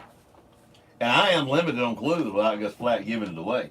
Because I don't know much about the neighborhood. Yeah. Myself. Yeah. Well, I don't know. I'm in a couple of places there. I actually know somebody that might can help me with a couple of clues there. So they were raised in that area. So I may have, if it goes longer, I'm really going to call that person. May have to. Wow. Because I'm limited on it. I really am. I posted a beautiful yellow cardinal picture on Facebook yesterday or day before. And a lot of likes on it, a lot of comments on it, but not like the shares. Gosh almighty. Yeah, you were telling me about that. Was that, that's Auburn posted that? Auburn did? I don't know. I saw something on the bottom of the story about Auburn or something. Auburn? Alabaster, Alabama. Oh. Auburn University researchers say this cardinal is yellow due to the rare generic mutation. Mutation. It's photographed around Alabaster, Alabama, in February this year. Well, let me tell you, there is and I've seen it for a couple of years, a white, I think it's a cardinal. Right here and all. That sits, that is along your The power road line, right up here. power line? Not on the power line. A lot of times I see them in a tree right next to the road or on the other side of the road, and they'll always fly across. I want to slow down and try to take a picture of it because it's solid white. Back before we had these little phones and all, I reckon it was in the 80s or early 90s, we had an eagle sit on the foul pole for about 4 hours. People came out here and got pictures. It was unreal. I reckon he just got tired in his flight and rested. Well, it was just so unusual because I would see this bird. And you've seen him almost more than once. almost every Really? morning for a while. I would see him. He's in the neighborhood then, huh? Yeah, just right up your road here. It's probably about where you turn to go into the school. Yeah. Right along there. Or turn to go up to Willie's office. Yeah. Right up in that area on that little stretch of road. Willie was walking a while ago. I haven't, and I haven't seen the bird this year, but maybe this spring, with spring coming. Yeah, maybe. Maybe we got a picture this time. Yeah. But a lot of people like birds. You know, my daddy's into birds. He likes making, making the martin gourds and the bluebird houses. Joe Allen went by to visit him at nursing home yesterday. Of course, I was doing some business with two. I killed two birds with one stone. And, after that long walk, I had sat down. So I sat down in the corner of his bed, and I'm looking back out towards the front of the nursing home. He got a great view where he at. And I reckon his sister or somebody fixed one of them small birdhouses right out his window. Yeah. And they had the little old cardinals, I reckon, the little birds. What are they? Was it a feeder or a feeder? Feeder. Draw them in, yeah. Yeah. And he said the big birds, he can use it too, but he had three little ones. I forgot what you call them things. But it kind of interesting. A sparrow or something? Yeah, that's what it was. And I was sitting there watching it. Pretty interesting just watching them. Well, it is kind of fun to watch them. Yeah. And I've got, I've kind of turned that project over to my dad out there on the property that Kathy and I bought from Mother's house and all. We got lots of land. And he's the bird man, huh? He loves it, and I kind of enjoy it too. Now I don't like having to weed eat around everything, but it's okay. I've got a 0-turn mower, so I don't have to weed eat every time, every other time. Gotcha. I kind of enjoy looking at the birds too. Okay, it's kind of fun. So you got a bird field? Yeah, I guess so. Okay. I might. We'll probably put up some more bluebird houses and all. You need to video some of it one day when there's a lot of them flapping around. Yeah. See what? There's a lot of things I need to do. Well, welcome to the club. I need to go up to Troy tonight. Be a guest. Troy baseball takes on North Alabama tonight, and if you go up there with one of your season tickets, you already bought the season ticket, they give you 4 complimentary. Wow. I need you to get me some tickets when Troy plays South Alabama. You better remind me. I mean, I got them laying on the table in there. We need to go through them in a hurry. Okay. I've gave away. I'll have to look and see when they play. I think it's at the end of after that the part rodeo. don't. that part don't matter. You just gotta look. We gotta look at the tickets and get South Alabama on. Oh, okay. That all got out. So I got I've got 150 something tickets in there, maybe 200. I got 10 to 20 tickets per every game. Wow. Yeah. I've been giving them to churches and stuff like that, and football teams. That way. Let's see what else we got going on. No, I don't want to do that. Let's throw the rest away. Don't want to do it. You ever had one of those days you just don't want to do it? Yeah, sometimes, and I know you go through a lot of stuff every morning when you pull and copy things that you can go over and. Just in case. Just in case, yeah. We need it. Just in case. I've got a lot of stuff now posted on Facebook. Places you can contact in the storm area, churches and lodges, and we'll be going to be talking to some of them next week. I got some relatives that their church is one of the big ones up there, the First Baptist Church of Auburn. We'll be talking to them. Then Jody went to a church up there, a smaller church. We're going to try to connect with them. And we'll talk to them it could be 7 o'clock block, 8 o'clock block, or 9 o'clock block. Okay. Just whenever we can get a hold of them, Yeah. And but they got the Opelika Business locations. They got several of those that they're picking up stuff. Auburn has several locations. Go Reef Furniture, which has got several outlets up there. Sanford Middle School, the Greater Peace Missionary, Go Reef Furniture once again listed. Golden Rule Lodge, First Baptist Church, Opelika, St. Michael's Catholic Church, Providence Baptist Church, Beauregard. Just a lot of them collecting things, and they got blood drives going on also up there. So now I got it all posted on our Facebook now. Do you remember Coach Drake that used to be here at Op? I'm lost right now. Drake. He did basketball and football. Oh, okay. He was at Beauregard for about 8 years. He's now at Opelika. Oh, he's still got up an administrative job at Opelika, and Metagold showed me where he had posted some things. Yeah, he's been doing.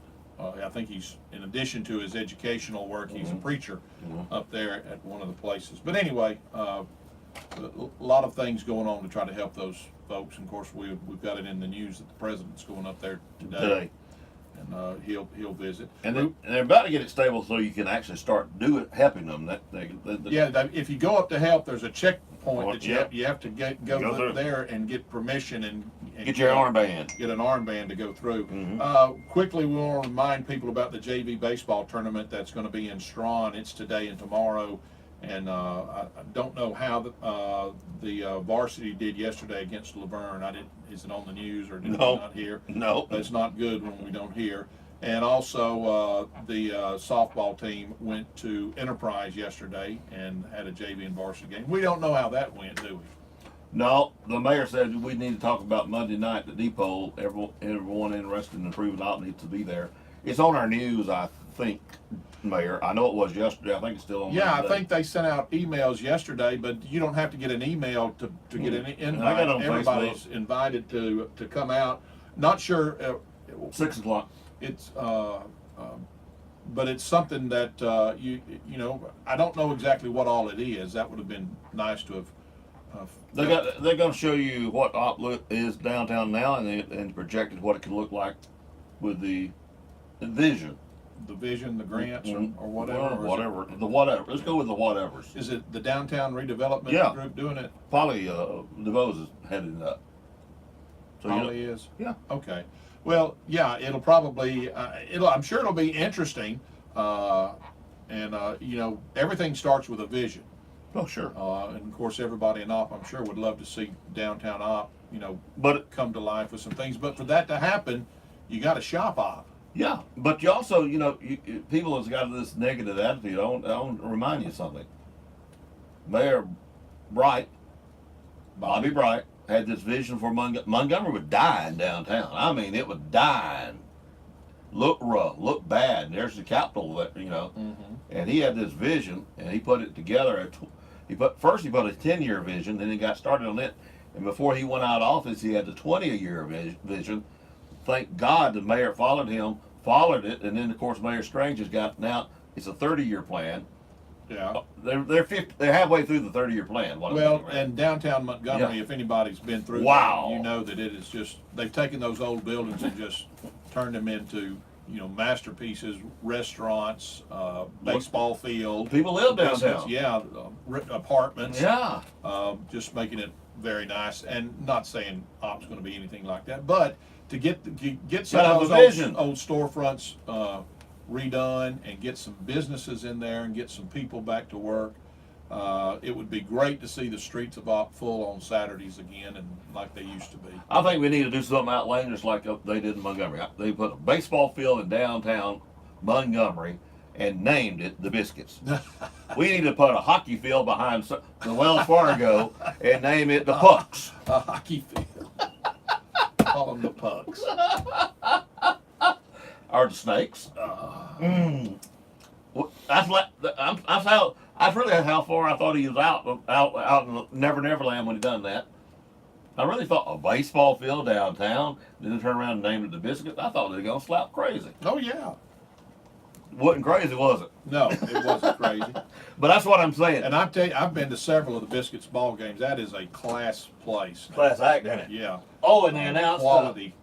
They announced this morning, I saw on WSFA Sports, they're going to host Auburn, Alabama. They're going to host a lot more SEC baseball games there. Well, it's That's a great good. place. Troy. It's a great and very, very economical to go. I mean, it doesn't cost a whole, There's 10, souvenirs 10, and 11 their you can get great concessions. seats for $10, $11. Oh, yeah. Right behind home plate. So Hot dogs are cheap too. well, the concessions is kind of pricey. Oh, now. Yeah. But it's probably better than a big league field. They have specials on hot dogs. They have special on beer. You too. got to have a hot dog if you go to a ball game. Oh, yeah. That's just a gimme. That's just a gimme. Well, today, we got to get going. March the No 8th, kidding. 2019 on this Friday. It's the mayor's fault. It is Tom Chaplin, rock singer. He's 40 today. James Van Der Beek is from Dawson's Creek, 42. Freddie Prinze Jr., the actor, is 43. Boris Kojo is an actor. He was in Code Black, is 46. Andrea Parker, an actress, is 49. Cameron Manheim is an actress from The Practice, is 58. Aidan Quinn, an actor from Benny and June, is 60. Lester Holt, the news anchor, is 60. Gary Newman is a singer. He is 61. Peggy March is a singer. She said, did the song I Will Follow Him, 71 today. Carol Bayer Sager is a lyricist. Did the song A Groovy Kind of Love, 72. Randy Meisner is a singer and a musician. He was with the Eagles. Take It Easy, Take It to the Limit, Best of My Love. He's 73. Mickey Dolce is a singer, drummer, director. He was with the Monkees. You may remember him. I'm a Believer, 74. Jimmy Bouton, Bolton, I think. I don't know. Athlete, an author, was with the Atlanta Braves, Seattle's Pilots, and the New York Yankees. He's 80 today. He wrote the book Ball 4. And finally, Sue Ann Langdon. Sue Ann Langdon is an actress, and she was in the TV show Bachelor's Father. She's 83 today. She's also in the Jackie Gleason show.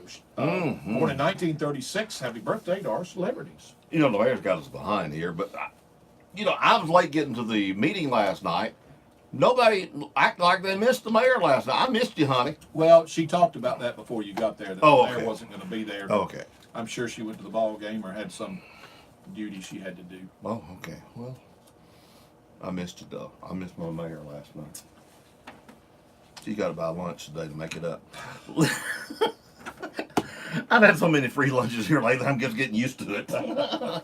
Lynn Redgrave, the actress Chicken Soup, would have been 76, passed away in 2010. She's a sister of Vanessa Redgrave, who's probably better known. About time for Haley to come knocking then if you've had free meals. It's Friday, ain't it? And she missed last Friday. Clyde Clazeray, the dancer actress, would have been 97, passed away in 08. Alan Hell Jr., Gilligan Island, the skipper. Yep. Would have been 98, passed away in 90. Elaine Hurley, the actress from All My Children, would have been 101, passed away in 08.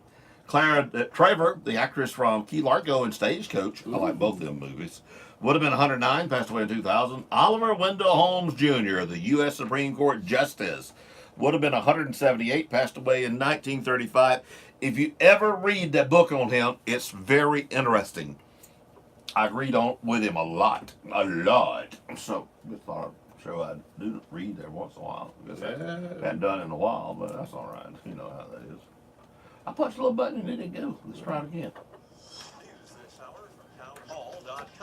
I'm Rich Thomas. I'm glad my button finally worked. Democratic lawmakers' anti-Semitic remarks prompting House Democrats to pass a resolution condemning all forms of bigotry and hate.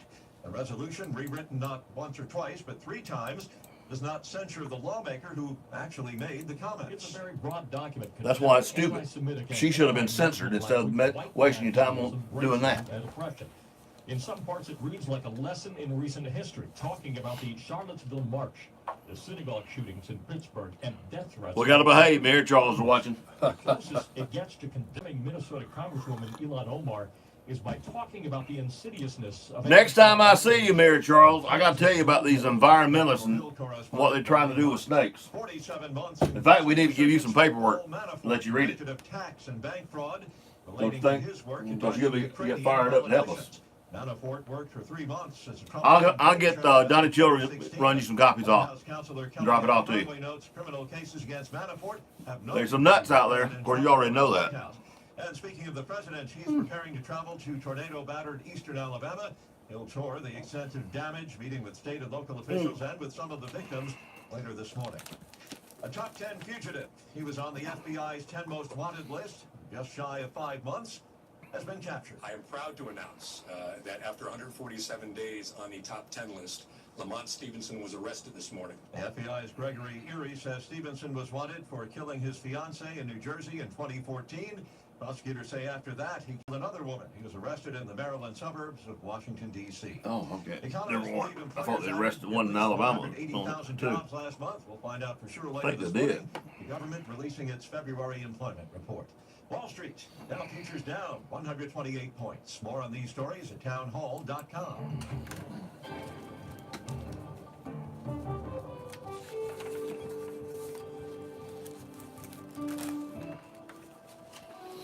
CCB time is 7:38. Time for you to drop by CCB here in Opp and meet our local staff, talk over our local community activities, talk over your banking needs. Member FDIC. Good morning. I'm Robert Booth. I'm Jay Michael. For Dateline Action News, brought to you by Farmers IGA. Oh, I'm in the wrong place. Southern Independent Bank. TNC Pharmacy. Woodmore. Blade and Wing Cafe. Covenant Eye Care. JR's Lawnmower Shop. Hardee's. I was still looking at 6:30. You're always behind. I know it. Investigators in Lee County are trying to track down someone who posed as law enforcement only to steal from victims. The district attorney is also investigating a report of possible price gouging. District Attorney Brandon Hughes tells us on Monday someone came into a home in Beauregard posing as a law enforcement searching for survivors only to rob the place. Hughes is also investigating a report of a hotel in the Lee County area that supposedly went up on their prices for storm survivors. He didn't hold back when talking about people who take advantage of people who are trying to get back on their feet. Whether it's a business raising prices, whether it's someone coming in and representing themselves as one thing simply to steal money, we have an instance of somebody posing as law enforcement to come into a house and search for survivors only to rob the place while the person is standing there. That's a special kind of evil, and there's a special, excuse my language, there's a special place in hell for people that do that, Hughes said. That's just telling the truth. There's nothing to worry about language there. Dothan, Kelsey, Bernard Clark clinched a spot in the top 3 on Bravo's Top Chef. The chef is the owner of the KBC, moved on in Dothan, moved on to the final round of cooking competition last night, along with Eric Pong and Sarah Bradley. Although most of season 16 was filmed in Kentucky, contestants filmed the last episode in China. How about that? In this week's Quick Fire Challenge, Clark whipped up a parfait using Durden fruit, known for its prunette odor. In the Elimination Challenge, Clark prepared her take on a low country boil using Asian ingredients. Next week, the 3 finalists will cook 4-course meal, but only 2 people will actually compete for the win.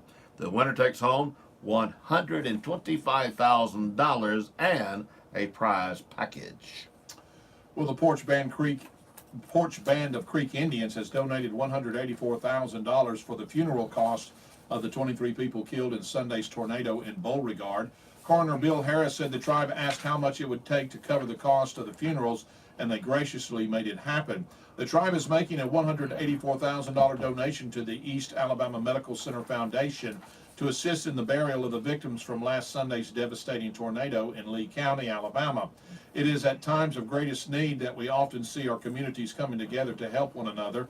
This is one of those times. Our thoughts and prayers are with all of those affected, said Stephanie A. Bryan, Tribal Chair and CEO of the Porch Band of Creek Indians. The funds will be dispersed to the funeral homes to cover the cost of the funerals. Say that name. Okay. You know why? We ain't communicating with that lady. Yeah. By the way, there was 2 big corporates that stepped up to do that, and when they said they'd cover it all, the other corporate is doing another I don't know. They didn't want to be named, but they're doing something else to help the families later. Because there's other things besides funeral costs, too. The search for an escaped rodeo bull was reunited shortly after it ended the first time. The bull, named Half Moon, originally escaped from his holding area during a rodeo at the Alabama A&M Aviation University Center on February the 22nd, according to the authorities. Half Moon was found Thursday in a pasture about 3 miles north of there. His owner was called in to get him. The Madison County Sheriff Office reported that Half Moon got mixed in with farmers' cows on Robert Strong Road. He slipped out of that farmer's sight prior to the owner arriving. Lieutenant Donnie Shaw said Half Moon left tracks leading away. The owner tracked him down, and the sheriff's office said they're no longer involved in the search. As far as they know, Half Moon is with his owner now. He's probably big enough he goes where he wants to. The picture of him, yes, sir.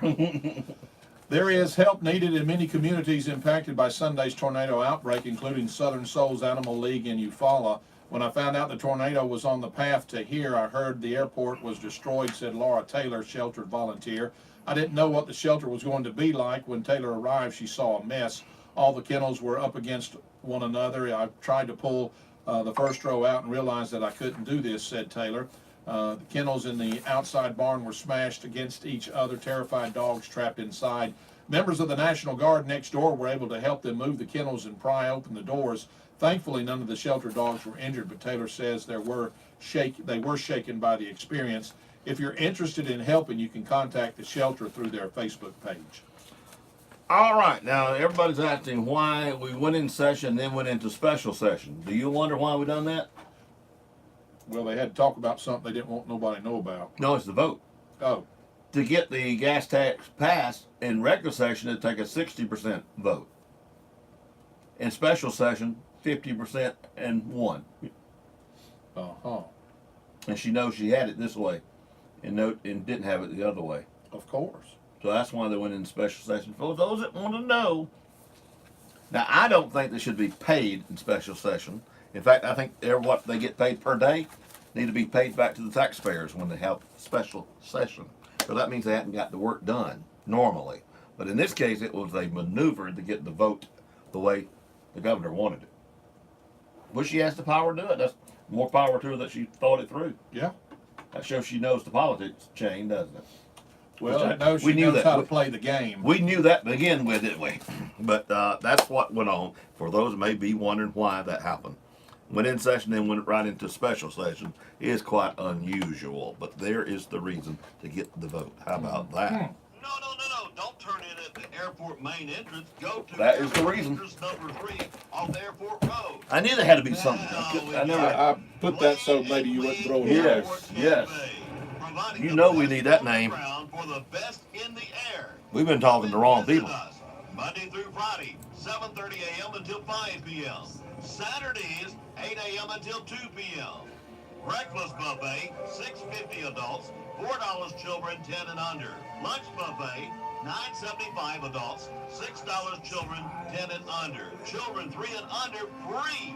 The Blade and Wing Airport Cafe. Come visit us today. We promise to treat you like family and make your meal a great experience. Dr. Joshua Driver and the friendly staff at Covington Eye Care would like to thank all of you for your continued confidence in our ability to care for you and your family. Our newly renovated office offers all the latest technology to give you a comprehensive eye examination, as well as detect and treat eye diseases. We are pleased to now offer many surgical procedures as we partner with Dr. Brent McKinley, board-certified cataract surgeon. We carry the newest styles of Costa Del Mar and Maui Jim sunglasses for all your summer fun. We also have an extensive line of frames to meet the needs of those on a budget, as well as those looking for Nike or the popular Coach line. And hey, Jack, we even carry the Duck Commander line. For the contact lens wearers, we have the most comfortable brands, and for those who want to change it up a bit, we now offer the brand New Air Optics Color Contacts. So call us today at 493-6600 to set up your next appointment, or visit us at 604 North Main Street in Opp to give us an opportunity to meet all your eye care needs. This week's specials at the Farmers IGA. Lean ground beef, $1.77 a pound. Fresh chicken tenders, $1.88 a pound. Fresh pork spare ribs, $1.77 a pound. Bluebonnet margarine, 1 pound quarters, 4 for $3. Extra laundry detergent, 75 ounces, $1.88. Awesome paper towels, 8 rolls, $3.99. Coke, Sprite, and Mellow Yellow 12-pack cans, 3 for $10. Vine ripe tomatoes, 99 cents a pound. Shop your hometown proud Farmers IGA in Lamar Plaza. Savings plus service equals IGA. Jack Hansel Strickland Jr., age 71, a resident of Brantley, passed away Wednesday. Funeral services will be held at 11 a.m. from Chapel of Turner's Funeral Home in Luverne. Burial will follow in the Bullock Cemetery. Visitation will be from 9:30 a.m. to 11 a.m. Jack Hansel Strickland is survived by his wife, Glenda Bryan Strickland, their daughter Nikki Lee and Brett Bryan, grandson William Payne Bryan, and sister Ann Bryan, and numerous nieces and nephews. The family requests that memorial donations may be made to either the American Cancer Society, the American Heart Association, or the American Diabetes Association. Jack Corbett Souls, Jr., age 67, of Nazi, Mississippi, passed away Tuesday at the Greensboro Nursing Home in Nazi, Mississippi. Memorial services will be held Saturday at 11:30 at the Foreman Funeral Home in Andalusia. Burial will be at the Andalusia Memorial Cemetery. Jack Corbett Souls, Jr., survived by sisters Cynthia Gooden and Tony, Linda Stone and Robin, nieces and nephews, and cousins. Durana Charleza Gant, wake will be at Coleman Funeral Home of Elba from 4 o'clock until 7. Funeral services for Durana Charleza Gant will be Saturday at 1 p.m. at Westview Church here in Opp. Burial will be at the Bethlehem Church, Brooklyn Community. Bypass will be located at the Opp Community Center, the old Opp Head Start. Family would like to thank everyone who's been praying and supporting us through God's perfect plan. Color of attire is purple. Jack S. Graves, Jr., Smitty, age 75 of Opp, passed away Sunday at his residence. Survived by wife Cheryl Adams Graves, daughter Ginger Ann Graves, daughter and son-in-law Donna Graves, Richburg and Scott, a grandson, a special aunt Faye Brian Feinendor. A memorial service for Jack S. Graves, Jr., Smitty, will be held Saturday at 2 p.m. at the First Methodist Church here in Opp. Memorials may be made to the First Methodist Church of Opp, the Alzheimer's Association, or the charity of one's choice. Evelyn Marie Biddle, age 58 of Andalusia, passed away Thursday at her residence. A memorial service will be held at 2 p.m. Saturday at the New Prospect Baptist Church, Sampson. Evelyn Marie Biddle is survived by her children, Jeannie and Jonathan Smith, Stephen Lundy, 2 grandchildren, her brother Jeffrey Bush, and her sister Lisa Weeks. Henry Green Waltney Jr., Hank, age 68 of Opp, passed away Tuesday at a local hospital. Survived by his wife Angela Waltney, sons and daughter-in-laws Ryan and Lori Waltney, Brock and Trista Waltney, brother and sister-in-law Marshall. Good morning, Landon. Good morning, Ann. Good morning, Mayor Charles. Good morning, Deland, Julia, Julie, Mary, Sandra, Amy, Ann. Memorials be made to the Shriners Hospital.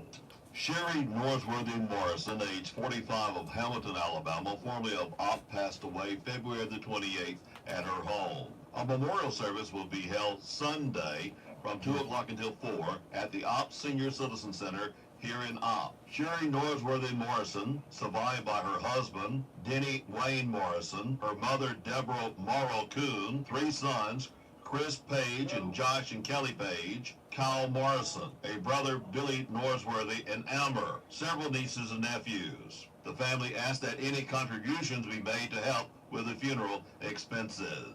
Wheeler G. Baggett, age 89 of Auburn, passed away Wednesday in an Opelika hospital. Funeral arrangements will be announced upon completion by Hayes Funeral Home of Elba. Funerals are added to our local news as soon as possible after receiving them from the funeral home. Funerals are also posted daily on the WOPP Facebook page.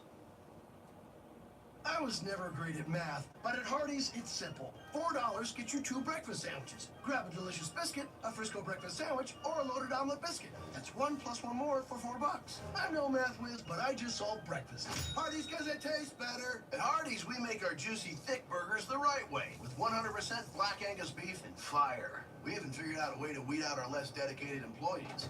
Traitor, the burgers need fire! New Angus thick burger melts, only $3. Hardee's because it tastes better. Today, right now, but with precautions, you can go a long way in avoiding being an ID theft victim. At Southern Independent Bank, we encourage you to never provide personal or financial information by phone or on the internet unless you initiated the transaction and you are comfortable with whom you are dealing. Shred personal documents or statements you no longer need. No one from our bank will ever call you to ask for personal information. Southern Independent Bank, up in Andalusia. The power of independence. Member FDIC and equal housing lender. Are you tired of calling your pharmacy and hearing this? To refill a prescription, press 1. To hear pharmacy hours and information, press 3. To speak to the pharmacy, press 0. Then hang up your phone and give us a call at 493-4517. TNC Pharmacy, your hometown pharmacy, where you will talk directly to one of our friendly pharmacy staff members without having to remember which number to press. We will gladly transfer your prescriptions from your current pharmacy to our pharmacy. Your insurance copay will be the same. If you pay cash, we offer competitive cash prices. So skip the hassle and give us a call at TNC Pharmacy, 101 Parish Avenue, Opp, Alabama. The U.S. Census Bureau is recruiting workers for temporary jobs available in advance of the 2020 census. Ann Powell, a recruiting assistant who is working to recruit applicants in Covington, Butler, and Escambia County, said approximately 40 workers are needed in Covington County, and to date applications have been slow. They are looking for people 18 years of age and older and pay $14.50 per hour. 18-year-olds who are still in school can work this summer. Applicants will be placed in an applicant pool for 2020 census field positions for positions they qualify for and will be contacted as work becomes available in their area. According to the 2020 census website, the Bureau is hiring clerks, field supervisors, and census takers. Those interested can apply online at 2020census.gov/jobs.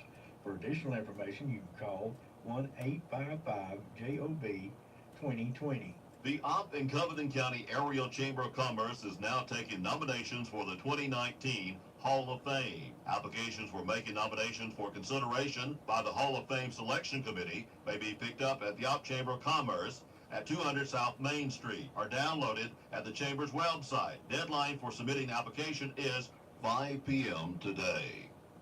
Registration is going on now for the Spring Little Lambs consignment sale. The deadline to register is 5 p.m. today. You can call Angie Hicks at 334-892-2841 to get a seller number. The Little Lamb consignor packets are available now at First Baptist Church office in Andalusia, Blackstone Eye Care in Andalusia, and at Dr. Bong's office in Opp. The Little Lamb Spring Consignment Sale will offer children's clothes, shoes, toys, books, furniture, and maternity clothes. There will be a $1 cash admission fee for people ages 18 and up, and the sale will begin Friday, March 15th from 7 to 9 p.m., then Saturday, March 16th from 8 a.m. to 12 noon.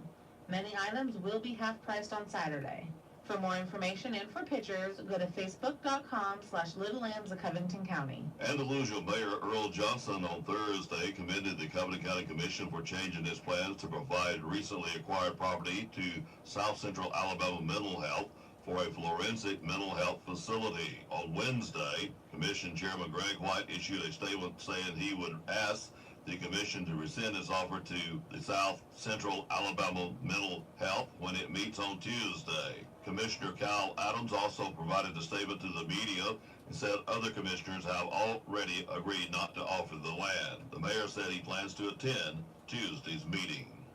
The Opp Police Department reporting 1 arrest for theft of property 4th degree. The Opp Police Department reporting 5 in their jail. Andalusia Police Department made an arrest on a warrant. The Andalusia Police Department reporting 5 in their jail. Covington County Sheriff Department booked in 13, 1 on murder charge, 3 for failure to appear, 1 for harassment, 1 back for court, 2 failure to appear, 3 counts, 1 violation of probation, 1 possession of controlled substance and drug paraphernalia, 1 theft of property 3rd degree, 2 on grand jury indictments, 12 released, 219 in the Covington County Jail. Parents who enjoyed the convenience of having their children get flu shots at school last fall will have the opportunity for their children to get additional vaccines when Health Heroes returns to all schools in Covington County on Thursday, March the 14th. Health Heroes will administer the Tdap vaccine to ages 11 through 12, also 10-year-olds entering the 6th grade. They will administer the HPV vaccine to ages 11 through 12 with a second dose after 6 months, and they will administer the MCV vaccine to ages 11 through 12 with a booster dose recommended at age 16. But the shots cannot be administered without a release form from parents. Andalusia City Schools' Melinda Carrasco said parents in the city system are asked to have permission forms returned by this Friday, and Covington County Schools head nurse Michelle Armstrong also said forms are due by Friday. In the Op City Schools, head nurse Rita Drew said consent forms will go home on Monday and must be returned by Wednesday. If you have any questions, you can contact your child's school. If you change your mind. The cast and chorus of Mamma Maria have been learning lines, music, and dances in preparation for the performance set for March the 16th and 17th. The storyline is Donna, Kathy Powell, an independent hoteler in the Greek Islands, is preparing for her daughter's wedding with the help of 2 old friends. Meanwhile, Sophie, Katie King, the spirited bride, has a plan. She secretly invites 3 men from her mother's past in hope of meeting her real father and having him escort her down the aisle for the big day. The play features the music of ABBA.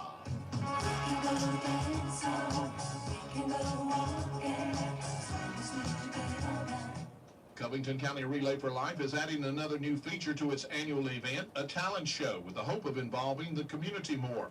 The talent show is a perfect way to showcase talent around the community. Since the allotted time for the talent show during the event is only an hour, there will only be 15 slots available for registration.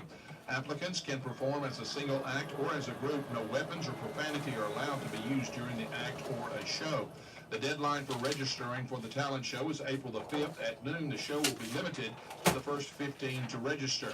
Applications can be found in the Covington County Relay for Life Facebook page. Are you tired of calling your pharmacy and hearing this? To refill a prescription, press 1. To hear pharmacy hours and information, press 3. To speak to the pharmacy, press 0. Then hang up your phone and give us a call at 493-4517. TNC Pharmacy, your hometown pharmacy, where you will talk directly to one of our friendly pharmacy staff members without having to remember which number to press.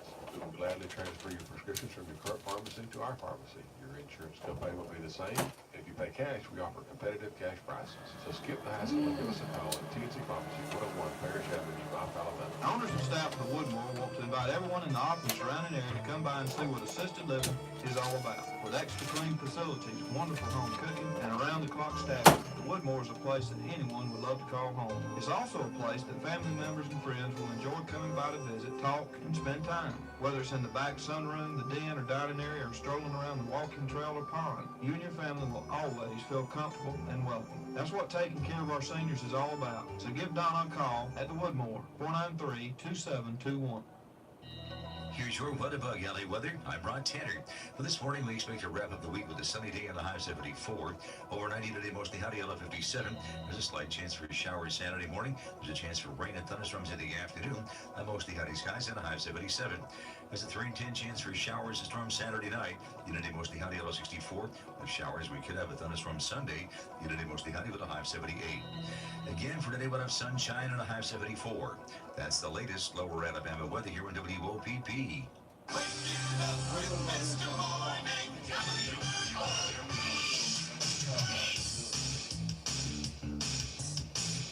Well, I could cut a damn good great spot.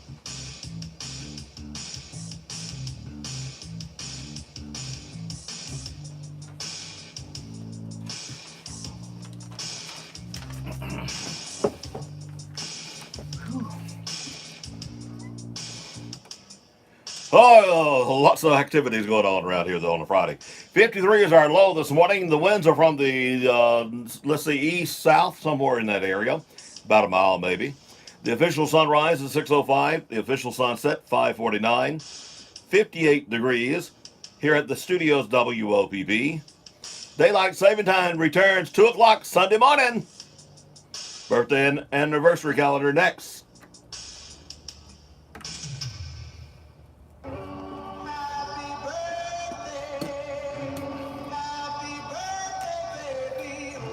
And it is the 8th.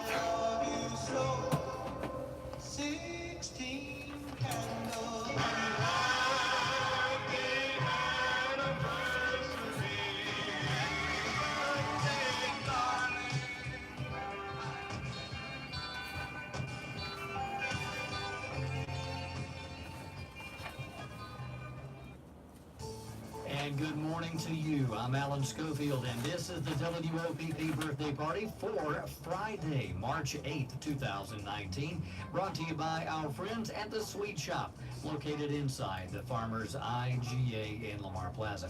Let's say good morning and happy birthday to Andrew Wilkerson. Also, Joni Varner celebrates today.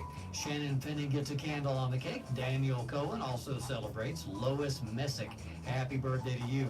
Andrew Phillips gets a candle. Birthday wishes for Pat Metcalf, Adam Sasser celebrating today.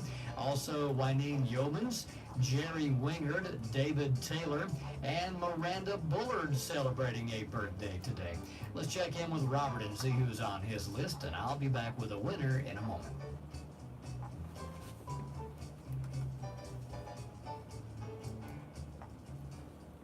Well, I'm waiting for my list.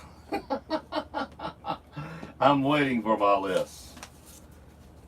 And you know, I know I left that phone in on my desk a moment ago. Just like me. That's the danger of phone ends. We're never in the same location. All right, I've got those. I keep in another place with me now.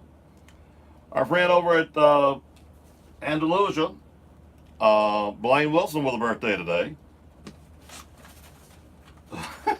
Shanna can't find my note. She'll never trust me with a note again.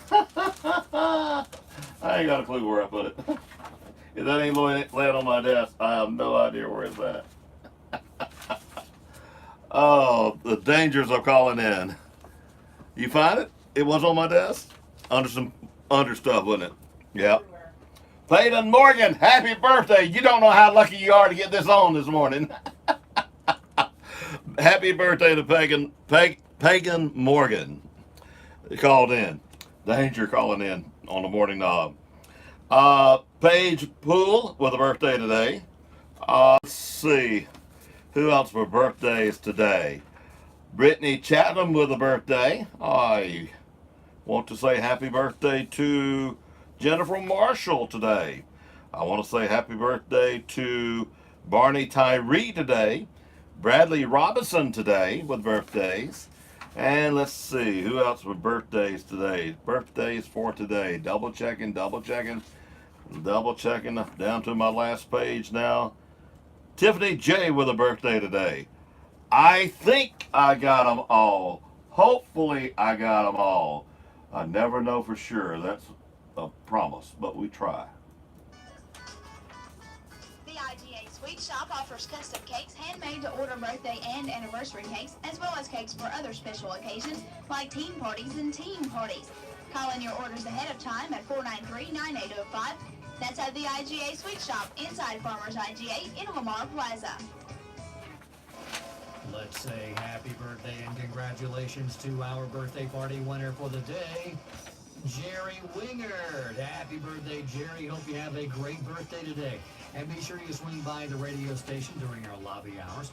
In the morning, 6 until 10, or in the afternoon, 2 until 5, and grab that coupon to get your free birthday cake from your friends at the Sweet Shop inside the Farmers IGA in Lamar Plaza, and your friends right here at your community radio station, WOPP.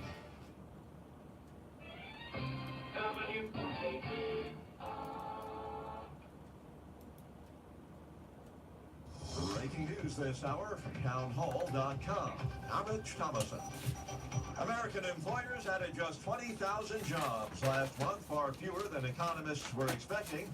However, the already low unemployment rate dropped again. The slowdown in hiring, which may have been worsened by unseasonably cold weather, comes after employers added 311,000 jobs in January, the most in nearly a year. The Labor Department says February's unemployment rate fell to 3.8% from 4%.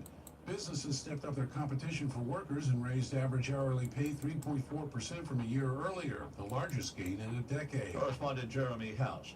Paul Manafort sentenced to just under 4 years in prison, convicted of tax and bank fraud for his work on behalf of politicians in Ukraine. President Trump heads south today, traveling to tornado-devastated eastern Alabama. President Trump plans to visit rural Lee County, Alabama, where 23 people were killed when an EF4 tornado scoured a nearly mile-wide path over 70 miles into neighboring Georgia. Federal disaster response teams arrived after the president declared an emergency, winning praise from Alabama's Democratic Senator Doug Jones, who toured the small community of Beauregard yesterday, one of the hardest hit areas. You can gasp when you see the videos, but when you're out here, it just takes your breath away. Jones says there's little more the president can do in practical terms right now. You have no words. There's nothing you can do. All you can do is comfort. But the visit is important and appreciated. Ben Thomas, Washington. SpaceX's cutting-edge, state-of-the-art crew capsule is undocked from the International Space Station, now heading for a good old-fashioned splashdown in the Atlantic off Florida. The Dragon capsule pulled away from the orbiting lab early this morning. A test dummy named Ripley, its lone occupant. This is a test run with NASA counting on SpaceX and Boeing to actually start launching astronauts into space later in the year. Dow futures down 201 points. More on these stories at townhall.com. Have you ever heard the name Dietrich Bonhoeffer? He wrote a book called The Cost of Discipleship.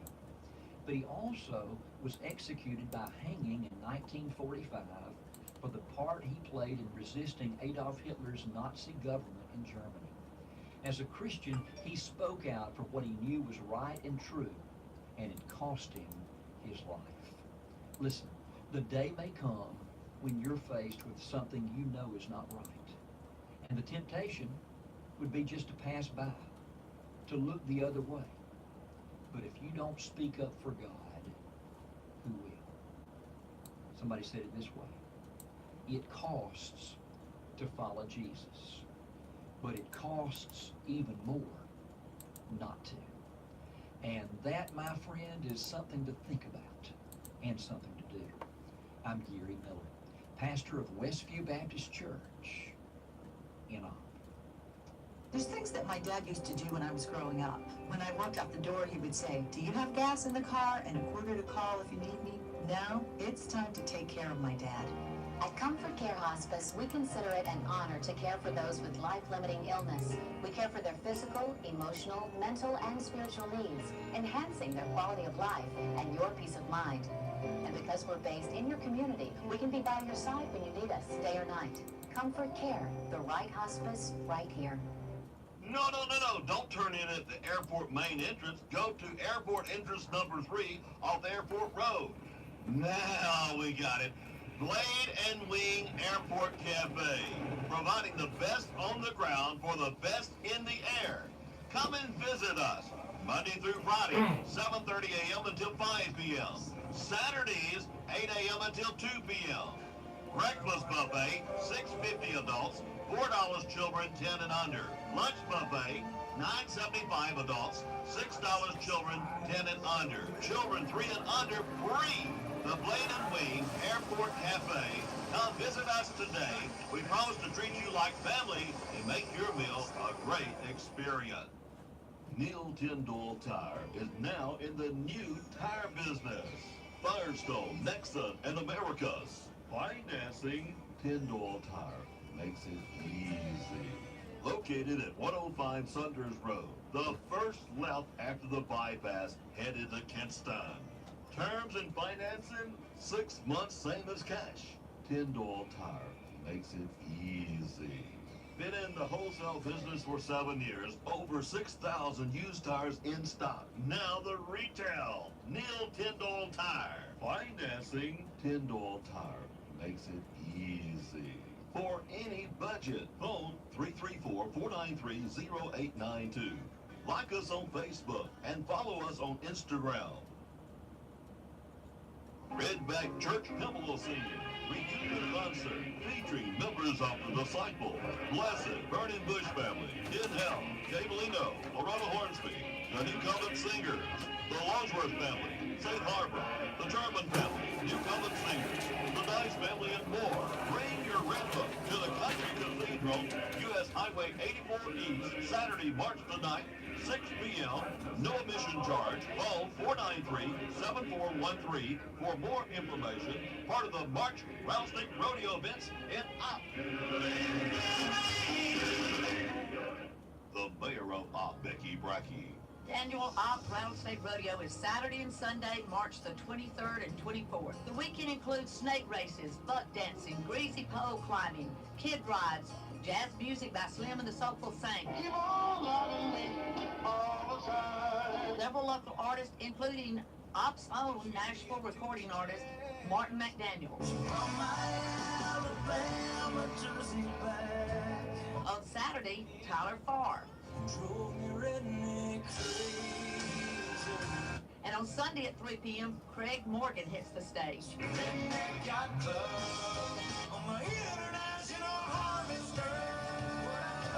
Tickets are on sale now at City Hall, $10 in advance or $15 at the gate. Kids under 6 are free. Gates open at 8 a.m. Saturday and 10 a.m. Sunday. Come on out and have a good time at the Rattlesnake Rodeo.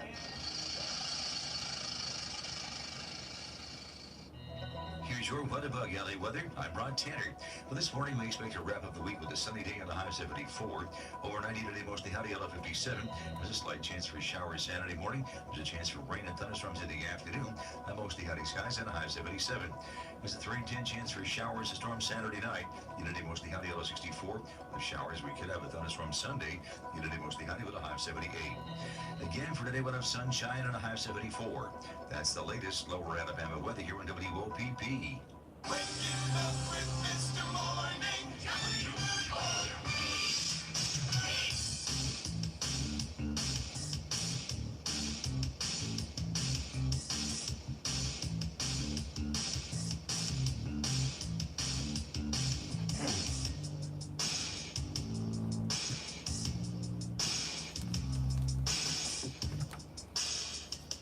Hey, are you ready for daylight saving time? Coming back Sunday morning at 2 a.m. Spring forward. 53 is our low this morning. The official sunrise at 6:05. The official sunset at 5:49. The winds are from the southeast, maybe a little bit anyway. 10% chance of rain. Sunny skies outside, 59 degrees. Here at WOPP. Have you thought of using a professional service for your flower beds? Call Brandon Lawn Service. It's in full swing, and we've got a home run of a deal for you. Purchase your Troy Baseball Flex Plan and enjoy 10 tickets for just $50. That's right, 10 tickets for any games you choose, excluding Alabama, for just $50. Bring the whole family for a weekend series or catch a midweek game. 10 Troy Baseball tickets for the games of your choice for just $50. Get your Troy Baseball Flex Plan now at 1-877-878-WINS or visit TroyTrojans.com/tickets. The Opp Stockyard, 915 Florella Highway. New sale day is Tuesdays, 1 p.m. At the Opp Stockyard, we want our customers to know that our commissions and hauling rates are cheaper than anyone in the area. If you need assistance with your cattle needs, please call John Edwards at 850-978-0340 or Henry Alford 850-890-6068. We look forward to seeing you at the Opp Stockyard each Tuesday. Sale begins at 1 p.m. Do you need a place to live? The Opp Housing Authority just may be able to help you. Apartments with rental assistance are available for qualified applicants. Depending on the size of your family and annual income, you could qualify for assistance. Many people that think they cannot get help actually qualify for assistance. The best way to find out is to fill out an application. Some apartments are accessible units, and you may request reasonable accommodations at any time. Pick up an application at the Opp Housing Authority, 800 Barnes Street, Monday through Friday, 7:30 until 6 p.m. To return the application, come by on Tuesdays and Thursdays during the hours posted in our office. For more information, call 493-9741. The Opp Housing Authority. Equal opportunity housing. The American Legion Post 157, Highway 29 North in Gant is open Tuesday through Saturday, 2 o'clock in the afternoon, Tuesday through Thursday, 1 o'clock on Friday and Saturday, until, don't forget, pool tournament every Thursday night, karaoke every Friday and Saturday night, free pool Tuesday to Thursday, and we have bar stacks at the American Legion. Drop in to say hi to Jeannie at the American Legion, Post 157, Highway 29 in Ghent. Hey, there's karaoke on Sunday afternoon now at 2 o'clock. You heard me right. The American Legion has karaoke on Sunday afternoon beginning at 2 in the afternoon. Wow. New addition there. 18 minutes now past 8 a.m. Always nice having you with us here on WOPP. Need to service your firearms? Want to buy a new or good used firearm? Well, look no further than the Op Gun Shop. The Op Gun Shop is your local repair and sales shop. They clean guns and sell pistols, rifles, shotguns, ammo, and accessories. Hog hunters, you need to check out the night vision optics. Need black rifle parts? The Op Gun Shop is your store. Fast turnaround, on-site gun repair. We also handle FFL gun transfers for those who choose to shop online. The Op Gun Shop, open Tuesday through Friday, 9 to 5, Saturday, 9 to noon. Located at 109 West Covington Avenue, across from the Op Donut Shop. Or call 764-3457. The Op Gun Shop, 764-3457. Hey, this weekend special at the Country Kitchen, located right across from Dice Music. Friday night, that's tonight, 4 o'clock until 9. And then Saturday, 4 o'clock until 9. Your choice. You heard me right. Your choice. Okay, your choice. What's your choice going to be? Well, it can be shrimp basket or pork steak platter. You heard me right. Shrimp basket or pork steak platter. 2 sides. Choice of mashed potatoes, gravy, green beans, homemade potato salad, coleslaw, french fries, side salad. Dessert, tea, and coffee for $16.99 plus the tax. Get by with a $20 bill. Man, at 208 West Cummings Avenue. Carryout number is 493-6906. Under new management, Carla Cornelius. Country Kitchen special for Friday and Saturday night, 4 o'clock until 9. Your choice, shrimp basket or pork steak platter with choice of 2 sides, mashed potatoes and gravy, green beans, homemade potato salad, coleslaw, french fries, side salad. Dessert can be, no telling what. They've had great dessert, I'll tell you that. Tea, coffee, $16.99 plus tax. 208 West Cummings Avenue. Carryout number is 493-6906. Let me remind you about a revival coming up at the County Line Gospel Church. They'll be having a tag team revival. You heard me right, tag team revival. My mind goes weird on that one.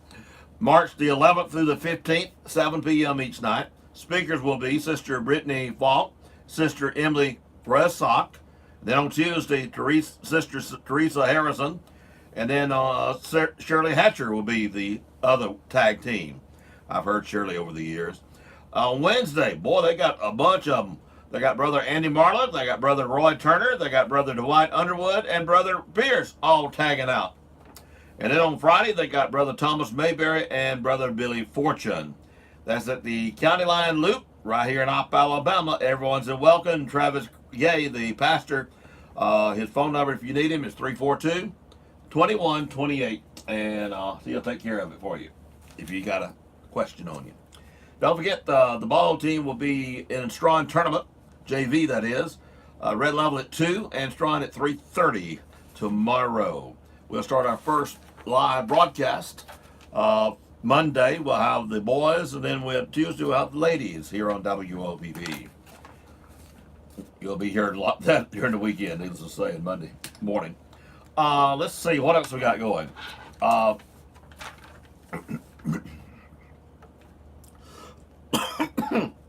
There we go. Had to cough, man. J.M. Jackson Chevrolet Buick. The right way is the right way. Which is the right way? Buy it the right way. That's it. J.M. Jackson way. That's the right way. Buy it the right way, the J.M. Jackson way. Hey, you got the car fever? Need a vehicle? Maybe you don't have the fever. You got to have something to ride, get you to work. Okay, I got you. Got a limited budget? Oh, well, I understand that too. I tell you what, you go and see the certified sales consultants, and they'll work with your budget. Okay? And be realistic now. You know, if you only got $100, you're not going to get nothing. You know, you got to be realistic. So, you know, have a realistic budget. You'll be surprised. If you got a budget around $300 to $400 or $500, they can make it work. You'll be surprised, even at the three, what they can make work. Okay? Go see Bobby Hall, Jonathan Parrish, Cody Hall, Tori Reisenauer, Brad Booth. They got some other salespeople there too. Kerry Langley and Joey Langley. They will make it happen. And then you keep it service with Brock and Nolan and Jay and all. I mean, they all work as a family, and you become part of the family. And they're easy to find right across from the airport. They will be your full service on your vehicle, and believe me, it's amazing, their service. And if you need some information, 493-3527. 493-3527. Now, if you want some of these salespeople I talked about, it's real easy to email them. Their first name at jmjackson.com. If you guys want to email them and get it started. Their first name and at jmjackson.com, and you can make it happen, okay? J.M. Jackson's Chevrolet Buick. Buy it the right way, the J.M. Jackson way. Did I mention a moment ago the Country Kitchen has a breakfast bar on Saturday and Sunday? Oh, is it good? $5.79 plus tax, tea, coffee included every weekend, Saturday and Sunday. And I've had it Saturday and Sunday. It's pretty near good. Not every Saturday and Sunday, but I've had it a few times. Hey, Opportunity EMS, countywide ambulance service, quality care with a Christian attitude. Hayward came out and visited me yesterday, and we enjoy our visit each time he comes out. And, of course, you know, they're staying busy. They're having opportunities to do some other services. You just don't have the manpower. So if you're, you know, wanting to get in the ambulance service business, you might want to go and talk to Hayward and join his team. And or they'll tell you what you need, what type of license you need, and where you can go and get it and all that kind of stuff. Go and talk to the folks at Opportunity EMS. They will make it happen for you, I guarantee you. And quality care with a Christian attitude, 24-hour service, local and out-of-town ambulance service, emergency and non-emergency transportation. Remember, you have the choice. Choose Opportunity EMS. 493-0911. 911 don't love us. You got to tell them, I want to call Opportunity EMS. 493-0911. Can you handle that? I figured you could. Did I tell you that there is going to be a breakfast bar at the Blade and Wing Airport? Oh, just for me tomorrow. Lied a little bit there, didn't it? 8 o'clock to 10. 8 o'clock to 10, they have the breakfast bar on Saturday. 8 o'clock to 10. And then about 10:30, they start the lunch, and it goes till 2 o'clock. Yeah. Now, on that breakfast bar tomorrow morning, they will have scrambled eggs, bacon, sausage, grits, biscuits, tomato gravy, pepper gravy, and glazed donuts. You heard me say glazed donuts. And it's $6.50 for the adults, $4 for children aged 10 and under. They'll also have their lunch tomorrow, 10:30 until 2. And then on a Saturday, they're going to have some home. Well, I believe they have the homemade chicken fingers every day, is what I understand. But tomorrow's barbecue pork day, tater babies, fried okra, mashed potatoes, gravy, green beans, salad bar, ice cream, cookies, freshly made desserts. Lunch buffet is $9.75. And of course, the adults, that's for adults, $6 for children 10 and under. And you can always get a cook to order hamburger or hot corn dogs, okay? They have all types of drinks like the sweet tea, unsweet tea, coffee, lemon, cherry Kool-Aid, water, Pepsi products. And this is at the Blade and Wing Airport Cafe. Airport entrance number 3. That's on the back side of the airport, okay? Go by the front, leave it out, go by the front of the airport, go by it. First right, first road on the right. Yep, take it. Airport entrance 3. Got a sign that says that. Got a little arrow there. Follow it.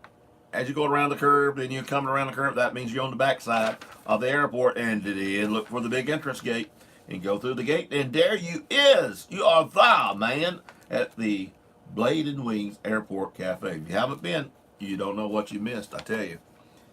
Besides who you'll run into, ran into dadgum lawyers. First thing I done, man alive. They got to get a better clientele. Just joking with my lawyer buddies. Let's see. From Andalusia.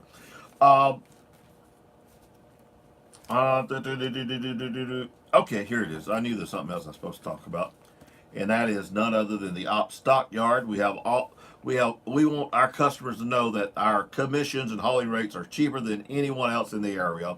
If you need assistance with your cattle needs, please call John Edwards at 850-978-0340 or Henry Alford 850-890-6068. You haven't learned which one John, which one Henry? Henry's the one running his big mouth. He's an auctioneer. Okay, now you know the difference of them too. Okay, you're still trying to separate them. I got it. Welcome to the club. Regular sales every Tuesday at 1 o'clock. For more information, call 334-493-4568. 915 Florella Highway. They're doing a great job there. And they had a great equipment sale. Did you make it by there? Oh, it was knockout. I mean, it was a knockout. Everybody had a good time, and they got some good sales and got some good items, and it was just unreal what went on there. All right. Did I get everybody I'm supposed to get this round? I got to say this and do one more on it. Okay. Oh, I know what I was. Now I needed somebody else. There's a couple I got to talk about. First off, Brandon Computer Service, 493-9737. Open Monday through Saturday, 9 a.m. till 6 p.m. I guess open him on Saturday. He's not really open on Saturday, but I see his vehicle there a lot, a real lot. So, you know, if he's present, kind of like the radio station. If you see my vehicle and you get my attention, even though the front door may be locked, if you get my attention, I will come. But yeah, sometimes I'm in the back room doing production and I'm in another world. And Brandon does the same thing in his computer world, gets in another world.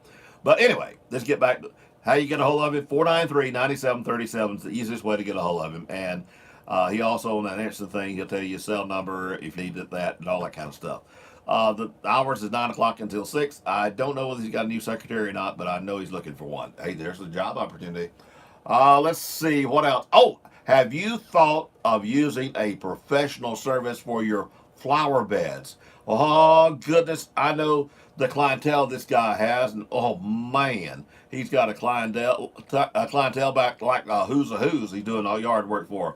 Call Brandon Lawn Service, 985-402-5272 for a quote. Robert Brandon is the man. You might remember, we called him Bebo years ago because that was Chief Jerry Brandon's little boy at the time. Yeah. So now you know who we're talking about.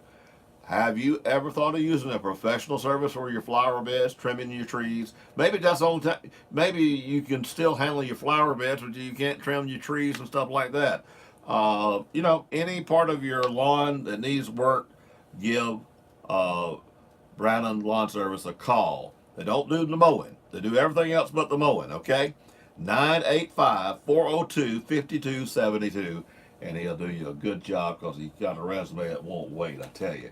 He does jobs for lots of folks in our town, a lot of folks I know, and some people taking credit that he was all the I found out, old Tim Loggins, I've got it on him.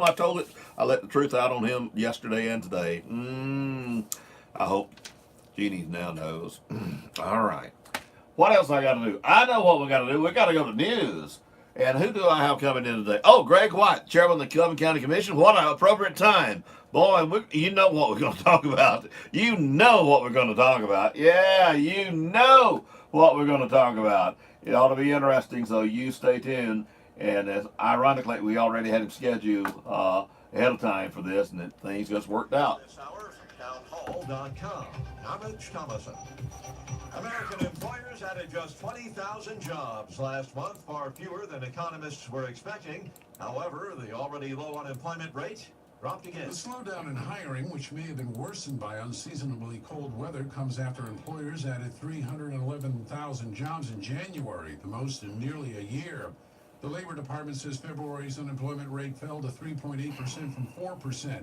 Businesses stepped up their competition for workers and raised average hourly pay 3.4% from a year earlier, the largest gain in a decade. Correspondent Jeremy House. I don't think I knew it on radio, though. Just under 4 years You did say it on the radio, but you didn't know it. No. His work on behalf Hopefully of nobody else politicians catches up. in Ukraine. President Trump heads south today, traveling to tornado-devastated eastern Alabama. President Trump plans to visit rural Lee County, Alabama, where 23 people were killed when an EF4 tornado scoured a nearly mile-wide path over 70 miles into neighboring Georgia. Federal disaster response teams arrived after the president declared an emergency, winning praise from Alabama's Democratic Senator Doug Jones, who toured the small community of Beauregard yesterday, one of the hardest hit areas. You can gasp when you see the videos, but when you're out here, it just takes your breath away. Jones says there's little more the president can do in practical terms right now. You have no words. There's nothing you can do. All you can do is comfort. But the visit is important and appreciated. Ben Thomas, Washington. SpaceX's cutting-edge, state-of-the-art crew capsule is undocked from the International Space Station, now heading for a good old-fashioned splashdown in the Atlantic off Florida. The Dragon capsule pulled away from the orbiting lab early this morning. A test dummy named Ripley, its lone occupant. This is a test run with NASA counting on SpaceX and Boeing to actually start launching astronauts into space later in the year. Dow futures down 201 points. More on these stories at townhall.com. Hey, professional service for your flower beds. Call Brown & Lawn Service, 985-402-5272 for a quote.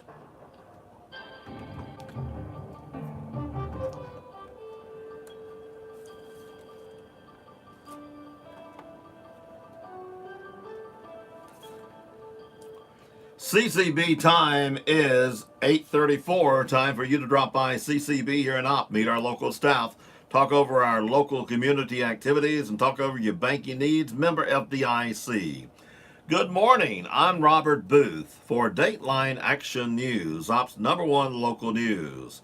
This edition is brought to you by S&P Communications, J.M. Jackson, the Farmers IGA, Power South, CCB Community Bank, Blade and Wing Cafe, Hardee's, and the Woodmore. Don't turn in at the airport main entrance. Go to airport entrance number 3 off Airport Road. Now we got it.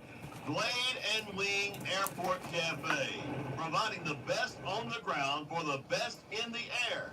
Come and visit us Monday through Friday, 7:30 a.m. until 5 p.m.